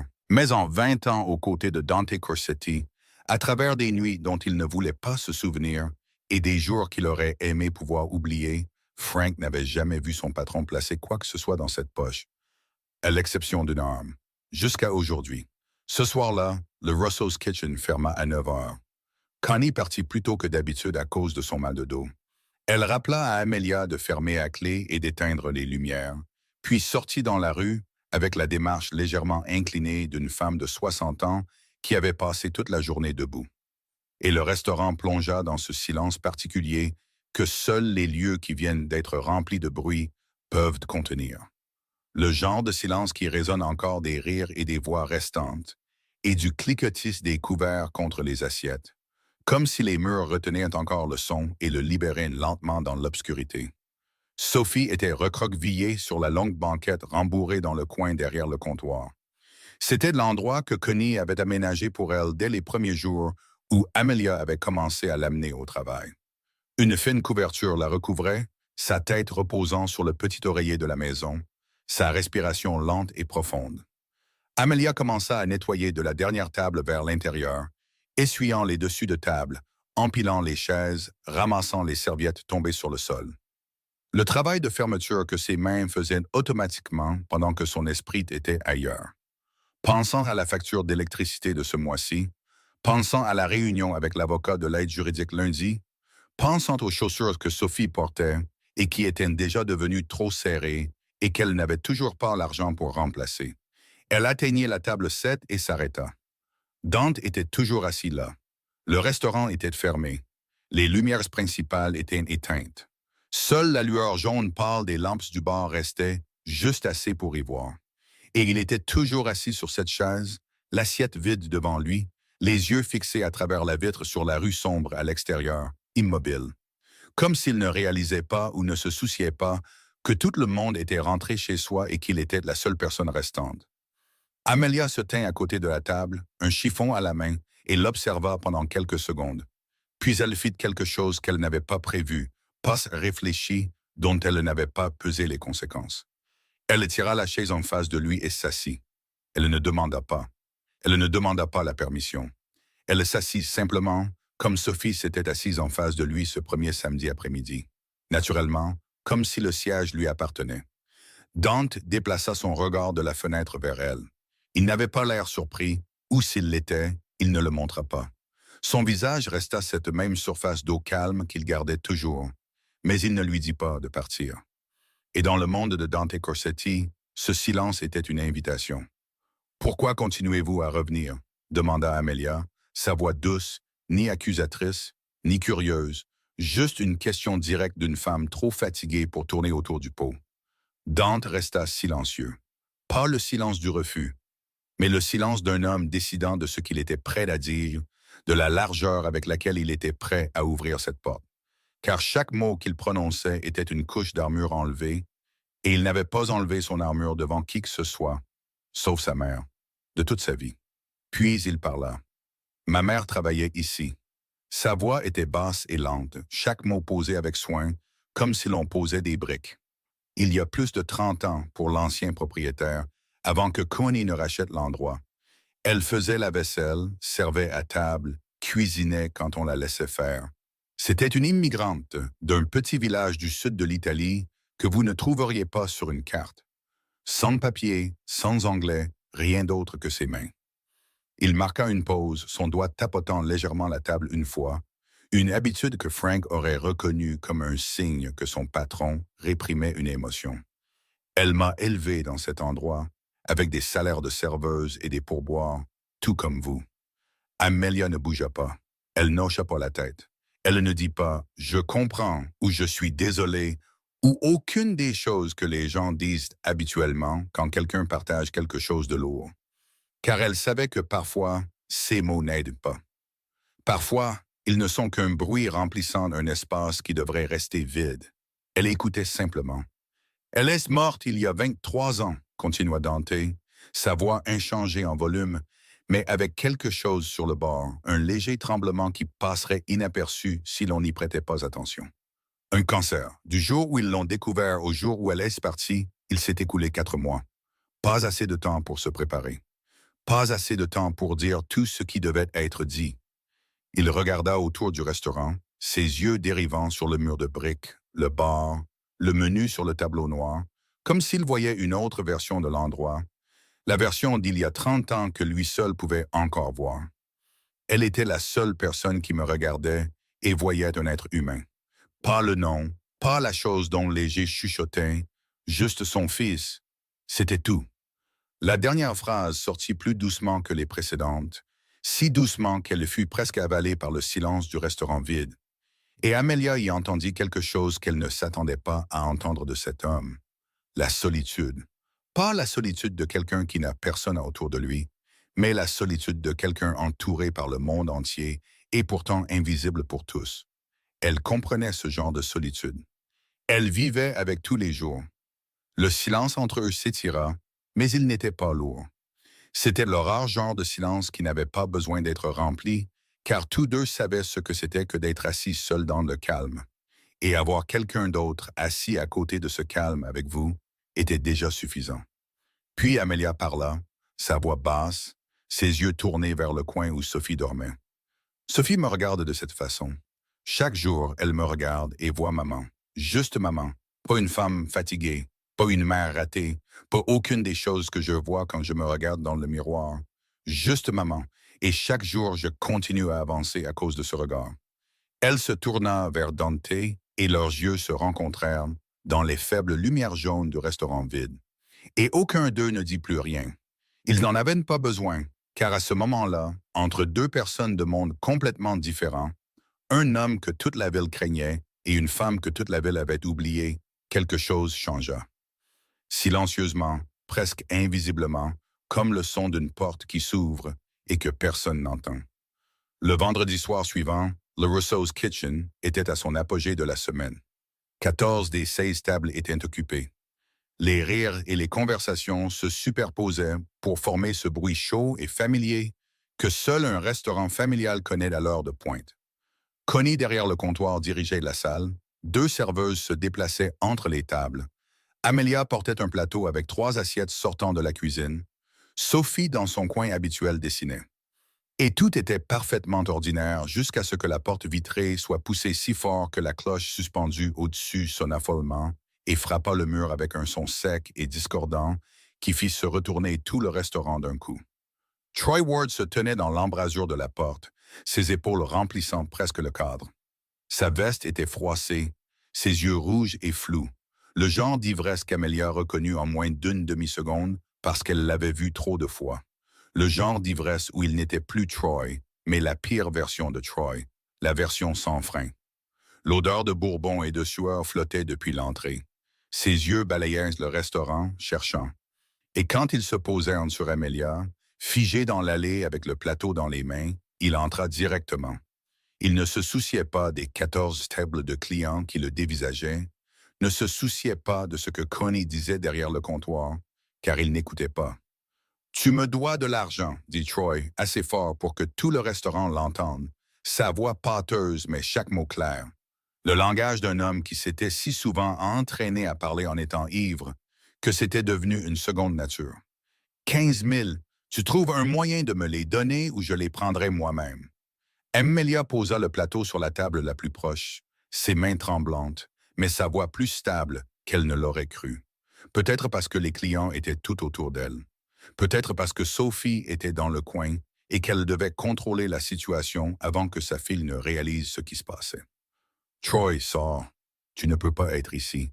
Tu le sais. »« Ne me dis pas ce que je sais, » dit-il, faisant 2 pas de plus jusqu'à ce qu'il n'y ait plus qu'un bras de distance entre eux. Sa voix baissa sans devenir moins dangereuse, passant seulement du cri à la menace. « 15 000. Si je ne les ai pas, ils me tueront. Tu comprends? » « Je n'ai pas ce genre d'argent, Troy. »« Alors trouve-le. » Il attrapa la table la plus proche et la renversa. Les assiettes et les verres s'écrasèrent sur le sol dans une explosion violente. Les clients de cette table sursautèrent et crièrent, une femme tirant son enfant en arrière. Et tout le restaurant sombra dans le chaos en moins de 2 secondes. Troy se jeta sur Amelia. Une main attrapa ses cheveux et lui tira la tête en arrière si fort qu'elle dut serrer les dents pour ravaler le cri de douleur. Son autre main agrippait le col de sa chemise alors qu'il pressait son visage contre le sien et grognait dans son oreille, de la voix qu'elle savait précéder le moment où il la frapperait. « Je ne plaisante pas. Trouve l'argent ou la prochaine fois, je ne viendrai pas ici. Je viendrai chez toi. » Et puis Sophie apparut. La petite fille sortit en courant du coin avant que quiconque ne puisse l'arrêter. Ses petits pieds frappant le plancher en bois, ses yeux pleins de larmes, elle se jeta droit sur sa mère, ses 2 bras s'enroulant autour de la jambe d'Amelia, son visage pressé contre sa hanche, pleurant. Pas fort, mais avec ce son étranglé d'un enfant si effrayé qu'aucune voix pleine ne pouvait sortir. Troy baissa les yeux sur Sophie comme si elle était un obstacle, et il la repoussa d'une main. Pas un coup de poing, pas une gifle, juste une poussée. Mais la force d'un homme adulte ivre était bien plus lourde que le corps d'un enfant de 6 ans pesant 20 kilos, et Sophie vola sur le côté, perdit l'équilibre et tomba. Le côté droit de sa tête heurta le pied d'une chaise en fer avec un son court et dur qu'Amelia entendrait à nouveau dans ses cauchemars pendant de nombreuses nuits. Sophie gisait sur le sol, une main sur la tête. Du sang coulait d'une petite coupure juste au-dessus de sa tempe droite, rouge dans ses cheveux blonds, rouge sur sa petite main, rouge sur le plancher en bois de Russo's Kitchen. Et elle pleura, cette fois à voix haute, le cri déchirant d'un enfant blessé et terrifié qui ne pouvait pas comprendre pourquoi le monde lui faisait ça. Amelia hurla, se libéra de Troy et tomba à genoux à côté de Sophie, la prenant dans ses bras. Ses mains tremblaient violemment en voyant le sang sur la tête de sa fille. Et à ce moment-là, elle ne pouvait penser à rien d'autre qu'au fait que son enfant saignait et qu'elle ne pouvait pas la protéger. Elle ne l'avait pas protégée. Les clients paniquaient, quelqu'un appelait le 911. D'autres se pressaient contre le mur. Connie criait en italien et en anglais derrière le comptoir. Et Troy se tenait au milieu de ce chaos, respirant lourdement, ses yeux allants et venants, si ivre qu'il lui fallut quelques secondes pour comprendre ce qui s'était passé. Et puis il baissa les yeux sur Sophie qui saignait sur le sol, et peut-être, quelque part au fond de lui, sous l'alcool et le ressentiment, il comprit qu'il venait de franchir une ligne qu'il ne pourrait pas effacer. Puis la porte du restaurant s'ouvrit. Elle ne fut pas poussée. Elle ne fut pas frappée. Elle s'ouvrit calmement, silencieusement, et Dante Corsetti entra. Il entra comme il faisait tout, ni vite ni lentement, précis. Chaque pas portait le poids d'un contrôle total, et ce qui entra avec lui n'était ni le bruit ni la violence, mais le silence. Un silence qui se propagea à partir de lui comme une vague, touchant tout le monde dans la pièce et les faisant tous s'arrêter d'un coup. Les clients s'arrêtèrent. Connie s'arrêta.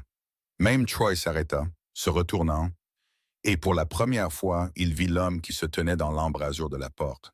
L'instinct de survie de Troy hurla en lui, hurla qu'il devait courir, que cet homme était dangereux d'une manière que Troy pouvait sentir même à travers l'alcool. Dangereux dans la peau et les os, le genre de danger qu'on n'a pas besoin de nommer pour le reconnaître.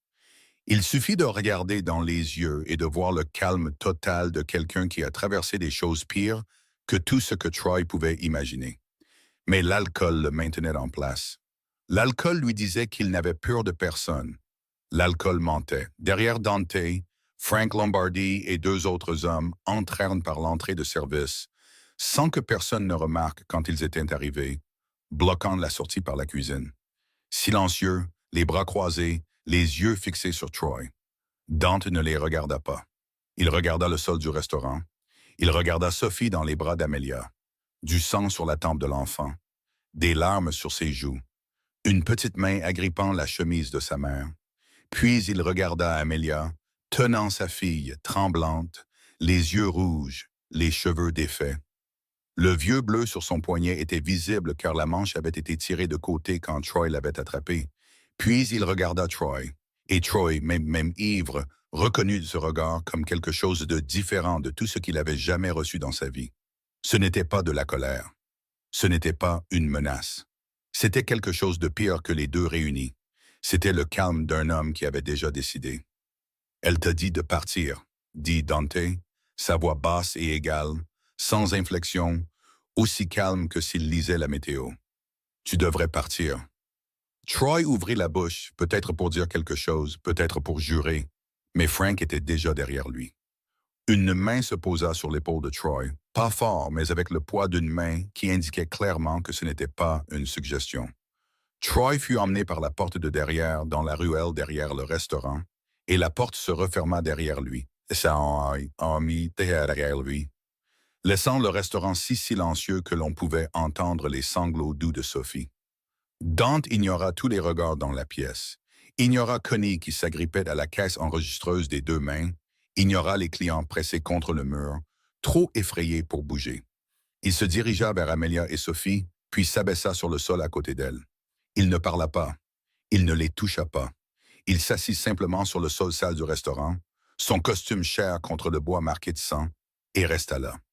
Sophie, le visage mouillé de larmes, les yeux fermés contre la poitrine de sa mère, une main agrippant la chemise d'Amelia, tendit son autre main, les petits doigts au corps tachés de sang, cherchant, et attrapa le doigt de Dante.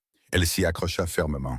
Et Dante, l'homme dont les mains avaient enseigné des ordres qui effaçaient des ennemis, avait serré les mains de gouverneur, avait tenu des armes sans jamais trembler, laissa cette petite main s'enrouler autour de son doigt.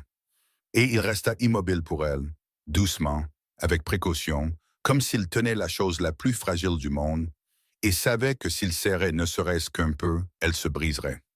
Dante se releva du sol du restaurant après que Sophie eut lâché son doigt, car elle était tombée dans le sommeil de l'épuisement pur dans les bras d'Amelia. Le genre de sommeil dans lequel le corps d'un enfant tombe quand il ne peut plus endurer. Ses yeux étaient rouges et gonflés. Le sang sur sa tempe ne coulait plus, mais était encore séché contre sa peau, dans ses cheveux, sur le col de sa chemise. Il regarda Amelia une fois, ne dit rien, puis sortit par la porte de derrière. La ruelle derrière le Russo's Kitchen était sombre et étroite, portant l'odeur des poubelles et du béton humide, avec une lumière de sécurité sur le mur qui clignotait d'une faible lueur jaune. Troy avait déjà été emmené. Frank s'en était assuré. Mais Frank attendait à côté de la porte de derrière, le dos contre le mur de briques, ces deux hommes partis avec Troy. Et quand Dante sortit, Frank se décolla du mur et se redressa, attendant. Dante s'arrêta dans la ruelle, prit une longue inspiration de l'air froid d'octobre, et quand il parla, sa voix était parfaitement plate. Rien dans le son ne suggérait que 5 minutes plus tôt, il était assis par terre, tenant la main ensanglantée d'une enfant de 6 ans. Car Dante Corsetti ne mettait pas d'émotion dans ses ordres. C'était la règle selon laquelle il vivait, et elle l'avait maintenu en vie jusqu'à présent. La dette, dit-il, efface-la. Frank hocha la tête. C'était la partie facile. Les 15 000 $ leur appartenaient déjà. Les faire disparaître ne prendrait qu'un appel. Mais Dante n'avait pas fini. Assure-toi qu'ils comprennent, continua-t-il, de la même voix égale, la même respiration mesurée, comme s'il parlait de la météo au lieu de décider du sort d'un homme. S'il se montre n'importe où dans un rayon de 10 pâtés de maison d'elle ou de la petite fille, ce sera la dernière fois qu'il se montrera n'importe où. Frank regarda Dante. 20 ans, et Frank avait déjà entendu des ordres comme celui-là. Des ordres qui semblaient aussi polis en surface qu'une invitation à dîner. Mais en dessous se trouvait une sentence qu'aucun tribunal n'aurait jamais besoin de prononcer. Et il savait que lorsque Dante disait « dernière fois », ce n'était pas une figure de style. « Compris, patron. » 2 mots. Suffisant. Dante se tourna et retourna à l'intérieur du restaurant. Frank resta dans la ruelle quelques secondes de plus, sortit son téléphone, composa un numéro, dit quelques phrases courtes dont le contenu exact ne serait jamais connu que des 2 hommes de cet appel, puis rangea le téléphone et s'éloigna. Car dans ce monde, tout se déplaçait par de courts appels téléphoniques comme celui-là. Et ce qui se passait ensuite était le genre de choses que personne ne mettait jamais sur papier. À l'intérieur du Russo's Kitchen, presque tous les clients étaient partis. Connie avait fermé plus tôt. Elle se tenait derrière le comptoir avec un verre d'eau dans une main, sa main tremblant légèrement, bien que son visage soit resté calme. Car elle était une femme italienne de 60 ans à Brooklyn, et elle avait vécu assez de choses pour savoir comment rester debout quand le sol tremblait. Amelia était toujours par terre, le dos contre le pied d'une table, Sophie sur ses genoux.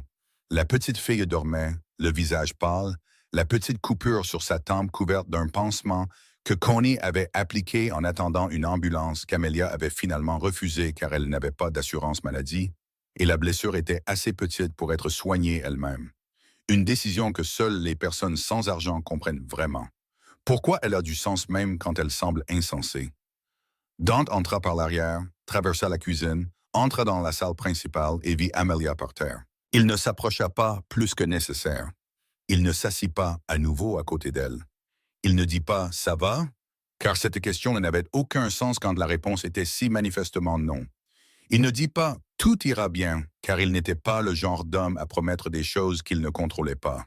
Il tira une chaise de la table la plus proche, la plaça à quelques pieds d'Amelia et s'assit. C'était tout. Présence. Pas de pression. Pas d'attente. Pas d'exigence qu'elle soit forte ou qu'elle parle ou qu'elle fasse quoi que ce soit d'autre que de s'asseoir là, tenant sa fille et respirant. Et Amelia, la femme qui n'avait pas pleuré devant Troy parce que pleurer lui donnait du pouvoir, qui n'avait pas pleuré devant la police parce que pleurer signifiait admettre sa faiblesse, qui n'avait pas pleuré devant Connie parce que pleurer signifiait mettre son fardeau sur les épaules de quelqu'un d'autre, regarda l'homme assis à quelques pieds de là, dans le restaurant vide, silencieux, ne la regardant pas avec pitié, ne la traitant pas comme une victime qui avait besoin d'être sauvée, simplement étant là. Et elle pleura. Elle ne pouvait pas l'arrêter. Elle ne voulait pas l'arrêter. Des larmes coulaient sur son visage et tombaient dans les cheveux de Sophie. Elle pleurait dans silence, ses épaules secouées, sa respiration saccadée. Et elle ne détourna pas le visage, ne s'excusa pas, n'expliqua pas, car pour la première fois, elle pleurait devant quelqu'un sans se sentir faible. Non pas parce qu'elle était plus forte, mais parce qu'il ne la regardait pas comme quelqu'un qui avait besoin de pitié. Il la regardait comme quelqu'un qui se battait, et c'était ce dont Amelia Ward avait besoin plus que de n'importe quel mot de réconfort que l'on aurait pu lui offrir. 3 semaines après cette nuit, Troy Ward disparut de New York. Pas le genre de disparition bruyante que les gens appellent une fugue, mais le genre où un homme est là un jour et n'est tout simplement plus là le lendemain. La chambre qu'il louait à Flatbush était vide, ses affaires laissées derrière lui. Le propriétaire disait qu'il avait payé tout son loyer en retard en espèces et était parti sans dire où il allait. Et personne ne le chercha, car personne ne s'en souciait assez. Amelia sut qu'il était parti car pour la première fois en 2 ans, elle rentrait chez elle la nuit sans balayer du regard la cage d'escalier, sans retenir son souffle en déverrouillant la porte, sans rester éveillée à attendre d'entendre des pas dans le couloir. Elle pouvait respirer, vraiment respirer. Le genre de respiration que l'on ne réalise pas avoir perdu jusqu'à ce qu'elle revienne. Celle qui atteint le fond des poumons, celle que son corps avait oublié comment faire car pendant si longtemps, il s'était maintenu en surface, prêt, alerte. Sophie dormait mieux. La coupure sur sa tempe guérit, laissant derrière elle une petite cicatrice dont le médecin de la clinique communautaire dit qu'elle s'estomperait avec le temps. Et Amelia priait pour que ce soit vrai. Pas seulement pour la cicatrice sur la peau, mais pour la cicatrice qu'elle ne pouvait pas voir. Mais avec le soulagement vinrent les questions. Elles commencèrent doucement, dans ces moments calmes après que Sophie se soit endormie et qu'Amelia soit assise seule dans le studio avec une tasse de thé froid à la main. Troy devait de l'argent à des gens dangereux. Il l'avait dit ce soir-là au restaurant. 15 000 $. Alors pourquoi avait-il soudainement disparu sans que personne ne le poursuive? Quel genre d'homme entre dans un restaurant au milieu du chaos et fige toute la salle? Qui a assez de pouvoir pour que 2 hommes apparaissent par la porte de derrière et emmènent Troy sans que personne n'appelle la police, sans que personne ne proteste, sans que personne ne le remette même en question? Et pourquoi tout cela s'était-il produit exactement au bon moment? Un soir, après son service, alors que Sophie dormait et que le restaurant était fermé, Amelia s'assit sur son lit avec le vieil ordinateur portable qu'elle avait acheté d'occasion dans un magasin de seconde main. Elle ouvrit Google et tapa 2 mots. Dante Corsetti. Il n'y avait pas beaucoup de résultats. Pas de page Wikipédia, pas de profil LinkedIn, pas d'article avec son nom en titre, mais il y en avait assez. Un article sur un site d'information locale, datant de 7 ans, mentionnait la famille Corsetti dans un procès pour blanchiment d'argent où tous les accusés avaient été acquittés.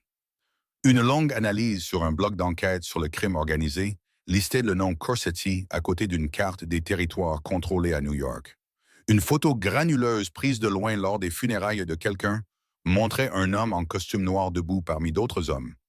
Son visage n'était pas clair, mais la carrure, la posture, la façon dont les hommes autour de lui s'inclinaient légèrement vers lui, comme les tournesols se tournent vers le soleil. Amelia le reconnut immédiatement. Elle ferma l'ordinateur portable, resta assise là dans le noir. Son cœur battait vite, mais pas parce qu'elle avait peur de Troy, mais parce qu'elle avait peur de la vérité.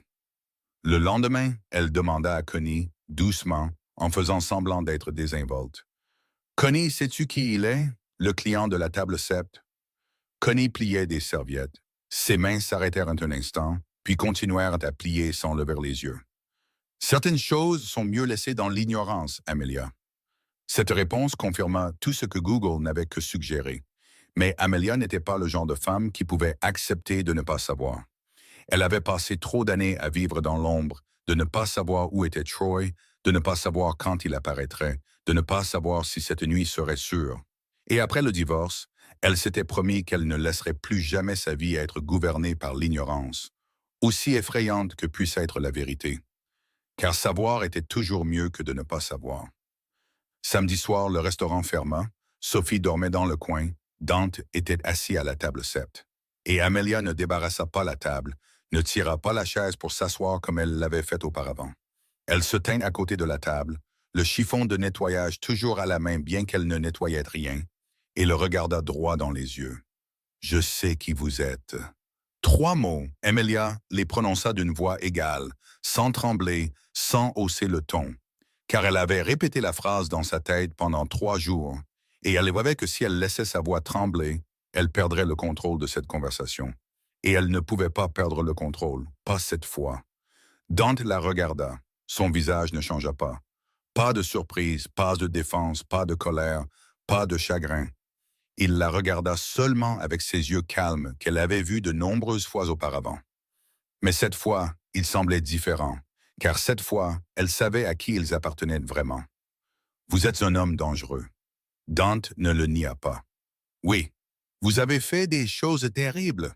Oui, pas d'explication, pas de justification, pas de mais, pas de vous ne comprenez pas. Aucune des choses que les gens disent pour adoucir ce qu'ils sont. Seulement la vérité, nette, précise. Deux, oui. Et chacun portait le poids d'une vie entière dont Amelia n'avait qu'entrevu les contours. Amelia déglutit, serra plus fort le chiffon dans sa main et posa la question à laquelle elle avait vraiment besoin d'une réponse. « Alors pourquoi m'avez-vous aidé ?» Silence. Dante ne répondit pas tout de suite. Il la regarda puis baissa les yeux sur la table, son doigt tapotant légèrement une fois. Et le silence s'étira entre eux, lourd, plein. Pas le genre de silence vide, mais le silence d'un homme décidant s'il avait le courage de dire la vérité.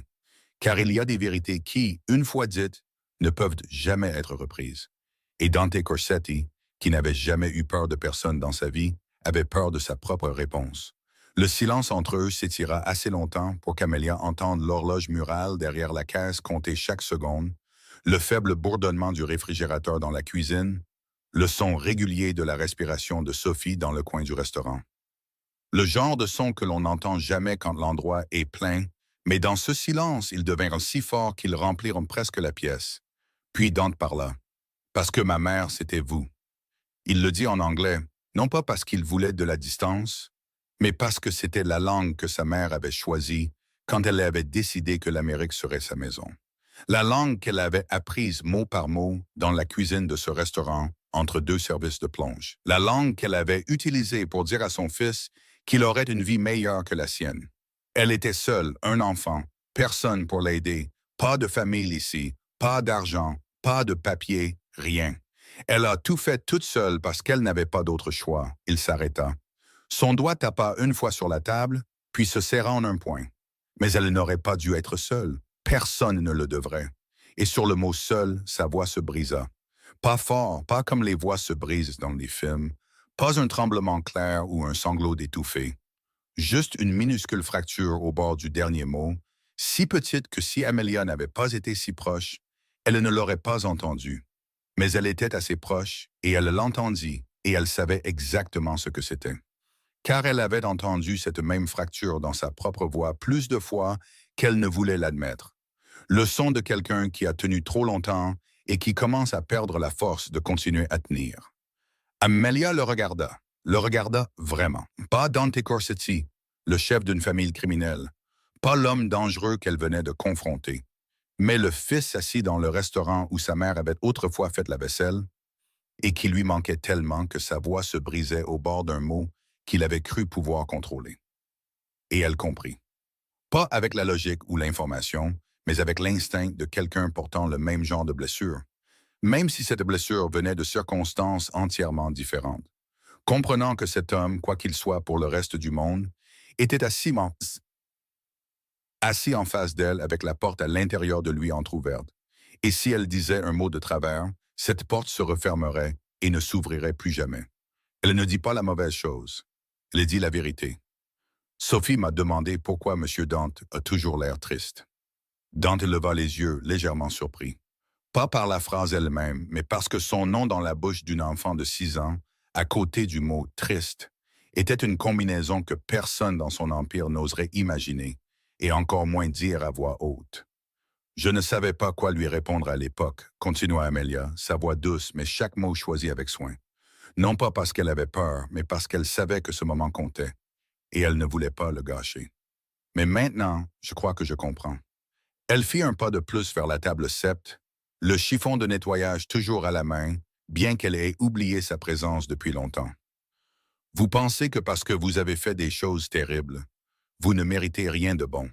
Vous pensez que le monde vous doit une punition, alors vous vous punissez une fois par an, assis ici seul à vous souvenir de votre mère, et ne vous autorisant pas à manger une assiette de pâtes parce que vous croyez que même cela est plus que ce que vous méritez. Dante ne dit rien. Sa mâchoire se serra. Ses yeux restèrent sur elle, mais quelque chose bougeait derrière eux maintenant. Quelque chose qui montait à la surface alors qu'il essayait de le repousser avec toute la force que 20 ans au sommet d'un empire lui avaient donnée. Mais vous avez tort, dit Amelia. Parce qu'un homme qui ne mérite pas la bonté ne s'assiérait pas à l'extérieur de ce restaurant pendant 3 heures chaque année, juste pour se souvenir de sa mère. Un homme qui ne mérite pas la bonté n'écouterait pas une enfant de 6 ans parler d'un chat errant sans l'interrompre une seule fois. Un homme qui ne mérite pas la bonté ne garderait pas un dessin au crayon de couleur mal fait dans la poche de son costume, à l'endroit même où le monde entier sait qu'il garde autre chose. Cette dernière phrase frappa exactement là où il le fallait. Amelia le vit sur son visage, vit le moment précis où ces mots traversèrent chaque couche de défense et touchèrent l'endroit où il n'avait aucune armure. Et elle dit la phrase qu'elle n'avait pas prévue à l'avance. Elle sortit parce qu'elle était vraie, et la vérité n'a parfois pas besoin de répétition. Ce n'est pas parce que vous avez fait des choses terribles qu'il n'y a plus rien de bon en vous. Et Dante Corsetti craqua. Pas bruyamment, pas de façon spectaculaire, pas comme les gens craquent dans les films, en s'effondrant sur les tasses ou en sanglotant ou en criant. Il craqua comme les gens qui ont tenu trop longtemps craquent. Silencieusement, lentement, un morceau à la fois, comme du béton qui se fissure. Non pas parce qu'il a été frappé fort, mais parce que des racines en dessous poussaient vers le haut depuis trop longtemps, et finalement le béton ne pouvait plus le supporter. Ses yeux devinrent rouges. Sa mâchoire se serra si fort que les muscles ressortirent nettement de chaque côté de son visage. Il détourna le visage et Amelia vit son épaule trembler. Une seule fois, rapide, puis il se maîtrisa à nouveau, mais elle l'avait vu et elle savait ce que c'était. Elle ne s'approcha pas. Elle ne le toucha pas. Elle ne dit rien d'autre. Elle resta simplement là, à 2 pas, lui donnant ce moment sans le lui prendre, sans le juger, sans laisser personne d'autre que elle en être témoin. Car elle comprenait que parfois, ce dont une personne a besoin n'est pas du réconfort, mais la permission. La permission de ne pas être forte pendant 30 secondes. Puis un petit bruit vint du coin du restaurant. Ils se tournèrent tous les deux. Sophie se tenait à côté de la banquette rembourrée, ses cheveux bouclés en un halo sauvage à cause du sommeil, ses yeux encore lourds. Une main se frottant les yeux, l'autre serrant le vieil ours en peluche auquel il manquait un œil et qu'elle portait depuis ses 2 ans. Et elle regarda Dante avec une innocence endormie, ne sachant rien de ce qui venait de se passer entre les 2 adultes, ne sachant rien des empires criminels ou de la vérité ou de la fissure dans la voix d'un homme. Elle vit seulement que M. Dante était toujours là et qu'il était tard. Et elle dit d'une petite voix rauque de sommeil, « Monsieur Dante, tu peux rester. Maman peut te faire des spaghettis. » Le restaurant retomba dans le silence. L'horloge tic-taquait, le réfrigérateur bourdonnait. Dante regarda Sophie, l'enfant de 6 ans serrant son ours et se tenant au milieu du restaurant vide, lui demandant de rester. La question la plus simple du monde, de l'âme la plus simple de sa vie.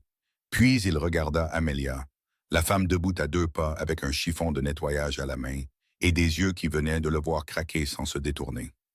Dante Corsetti, qui n'avait jamais manqué de mots dans une négociation, qui n'avait jamais manqué d'avoir une réponse à une situation, qui n'avait jamais de sa vie été mis dans une position où il ne connaissait pas le prochain coup à jouer, pour la première fois de sa vie, ne savait pas quoi dire. 6 mois plus tard, le Russell's Kitchen était toujours là, au même coin de rue, avec le même auvent à rayures rouges et blanches délavées, la même porte vitrée avec la pancarte ouverte, suspendue légèrement de travers. Mais certaines choses avaient changé. La cuisine avait été rénovée. Pas démolie et reconstruite de zéro, mais réparée exactement aux endroits qui en avaient besoin. Les tuyaux ne fuyaient plus. Un nouveau four remplaçait l'ancien qui s'éteignait au milieu du service. Les murs de la cuisine avaient été repeints en blanc propre. Et Connie, pour la première fois en 15 ans de possession, n'avait plus à rester éveillée à faire des calculs pour savoir si ce mois-ci, elle pouvait se permettre de réparer la plomberie, ou si cela devrait attendre le mois suivant. L'argent était devenu d'un investissement qui, sur le papier, appartenait à une petite société immobilière enregistrée à Manhattan. Le genre de société où, si vous la cherchiez, tout semblait légal, chaque document semblait propre, et vous ne trouveriez jamais le nom de Dante Corsetti nulle part dans les registres.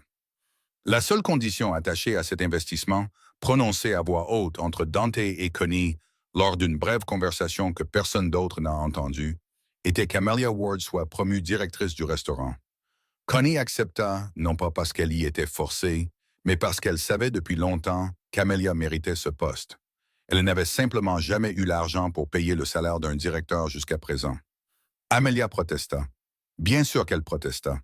Elle se tenait dans la cuisine du restaurant, après la fermeture, le dos contre l'armoire à épices, les bras croisés sur sa poitrine, et dit à Connie qu'elle n'accepterait pas un poste qu'elle n'avait pas gagné par ses propres capacités, qu'elle ne voulait rien devoir à personne, qu'elle était déjà assez fatiguée de dépendre des autres. Connie écouta, s'essuya les mains sur son tablier, puis répondit de la voix d'une mère parlant à sa fille, pas d'une propriétaire parlant à une employée. Tu as travaillé ici pendant 4 ans, tu n'as jamais manqué un jour, tu as porté des plateaux avec des bleus sur les mains, tu as souri aux clients quand tu avais envie de pleurer.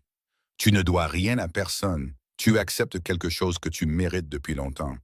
C'est seulement maintenant que quelqu'un d'assez intelligent l'a enfin remarqué. Amelia ne dit rien de plus. Elle regarda à travers la porte de la cuisine vers la salle de devant, où Sophie était assise à sa place habituelle en train de dessiner. Et elle pensa aux nouvelles chaussures qu'elle pourrait acheter pour sa fille, à un réfrigérateur plein de nourriture, à un sommeil qui ne nécessitait pas de compter chaque dollar jusqu'à 2 heures du matin. Et elle hocha la tête. Pas à cause de Dante, à cause de Sophie.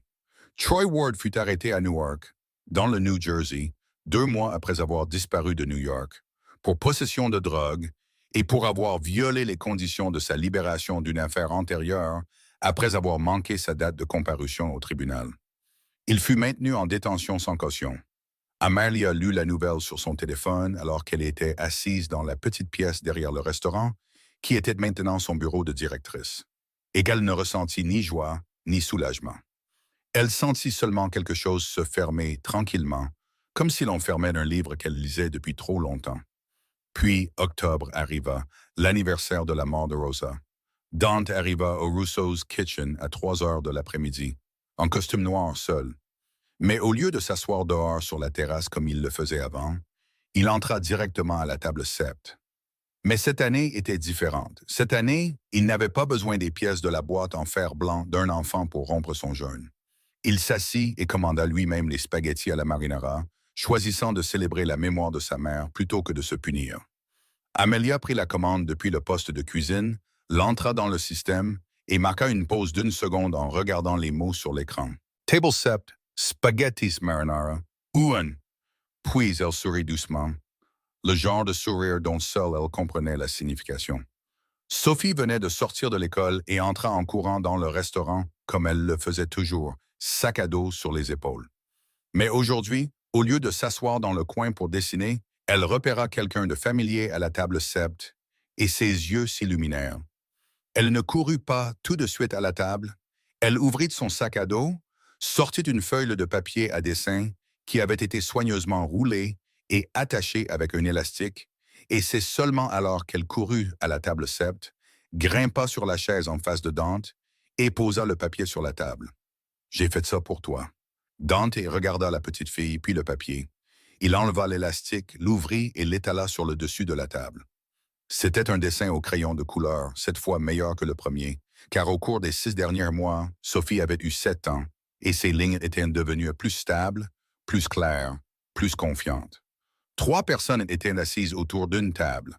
Un adulte en noir à gauche, un adulte en bleu à droite, et une petite silhouette en rose assise entre eux. Au milieu de la table se trouvait le cercle rouge-orangé familier d'une assiette. Au-dessus d'eux se trouvait le soleil souriant qui apparaissait dans tous les dessins de Sophie. Mais cette fois, il était plus grand, avec plus de rayons s'étendant vers l'extérieur. Et sous la table, Sophie avait écrit un mot en lettres capitales inégales, penché sur la page, avec le point sur le « i » placé un peu trop haut, mais le mot était quand même facile à lire. Famille. Dante regarda le dessin. Il ne le regarda pas comme les adultes regardent habituellement l'art des enfants. le loin, puis détourne le regard. Il regarda longtemps.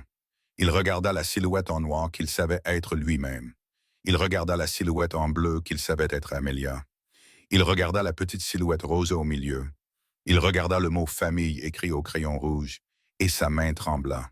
Pas de froid, pas de peur, pas de colère, mais de quelque chose d'autre.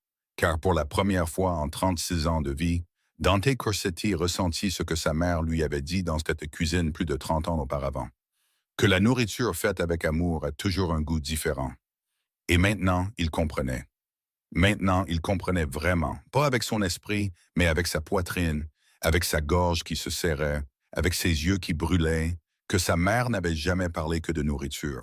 Elle avait parlé d'amour, que tout ce qui est donné avec un amour véritable, que ce soit une assiette de pâtes à 4 dollars, ou un dessin au crayon de couleur, ou le fait de s'asseoir à côté de quelqu'un quand le monde entier s'est éloigné, avait un goût différent, touchait différemment, restait différemment. Amelia sortit de la cuisine, dénoua son tablier, le plia sur un bras, se dirigea vers la table sept et, sans dire un mot, tira une chaise et s'assit à côté de Sophie.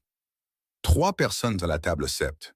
La lumière du soleil d'octobre entrait par la vitre dans un flot doré et chaud, tombant sur la table, sur l'assiette de spaghettis à la marinara, sur le dessin au crayon de couleur, sur 3 personnes de 3 mondes complètement différents qui s'étaient en quelque sorte trouvées dans un petit restaurant de Brooklyn où, plus de 30 ans plus tôt, une immigrante avait fait de la vaisselle et cuisiné des pâtes et rêvé que son fils aurait une vie meilleure. Et peut-être, d'une manière qu'elle n'avait jamais imaginée, ce rêve était en train de se réaliser. Pas par l'argent ou le pouvoir, mais par une assiette de pâtes, un dessin et le mot famille écrit au crayon rouge. Dante Corsetti avait bâti un empire sur la peur, le sang et le silence.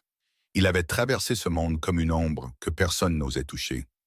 Mais une fillette de 6 ans avec 4 dollars et 50 centimes et une assiette de spaghettis avait fait ce que personne d'autre ne pouvait faire. Elle s'est assise et il est resté. Si cette histoire vous a touché au cœur, s'il vous plaît, appuyez sur le bouton « J'aime » pour qu'elle puisse atteindre plus de gens. Partagez-la avec un ami, un être cher, quelqu'un qui, selon vous, pourrait avoir besoin d'entendre cela aujourd'hui. Et si vous n'êtes pas encore abonné à notre chaîne, s'il vous plaît, abonnez-vous et activez les notifications pour ne pas manquer les prochaines histoires que nous vous apportons chaque jour. L'histoire d'aujourd'hui nous rappelle que parfois, ce qui change la vie d'une personne n'est pas quelque chose d'énorme, ni l'argent, ni le pouvoir, ni les miracles, mais seulement un petit acte accompli avec tout son cœur. Une assiette de pâtes achetée avec les dernières pièces de monnaie. Une question sincère d'un enfant trop innocent pour avoir peur. Ou simplement le fait de s'asseoir à côté de quelqu'un et de rester quand tout le monde est parti. Dans la vraie vie, nous ne sommes pas des chefs de la mafia ou des serveuses comme les personnages de cette histoire. Mais chaque jour, nous rencontrons tous des gens qui sont assis seuls dehors. Des gens qui ont besoin que quelqu'un s'arrête un instant. Et peut-être que la seule chose dont ils ont besoin, c'est de savoir qu'ils en valent encore la peine. Nous aimons vraiment savoir ce que vous avez ressenti après cette histoire. Quelle partie vous a le plus touché? Quelle phrase vous a fait vous arrêter? Et si vous avez déjà rencontré quelqu'un comme Sophie ou quelqu'un comme Dante dans votre propre vie, s'il vous plaît, partagez-le dans les commentaires ci-dessous. Nous lisons chaque commentaire et chaque histoire que vous partagez devient une partie de l'inspiration qui nous aide à continuer à apporter des vidéos plus significatives chaque jour. Nous souhaitons à vous tous qui regardez cette vidéo une bonne santé, une vie joyeuse, la paix et des jours remplis de bonheur tranquille aux côtés des personnes que vous aimez. Merci d'être resté avec nous jusqu'à la dernière minute. Au revoir et à bientôt dans la prochaine vidéo.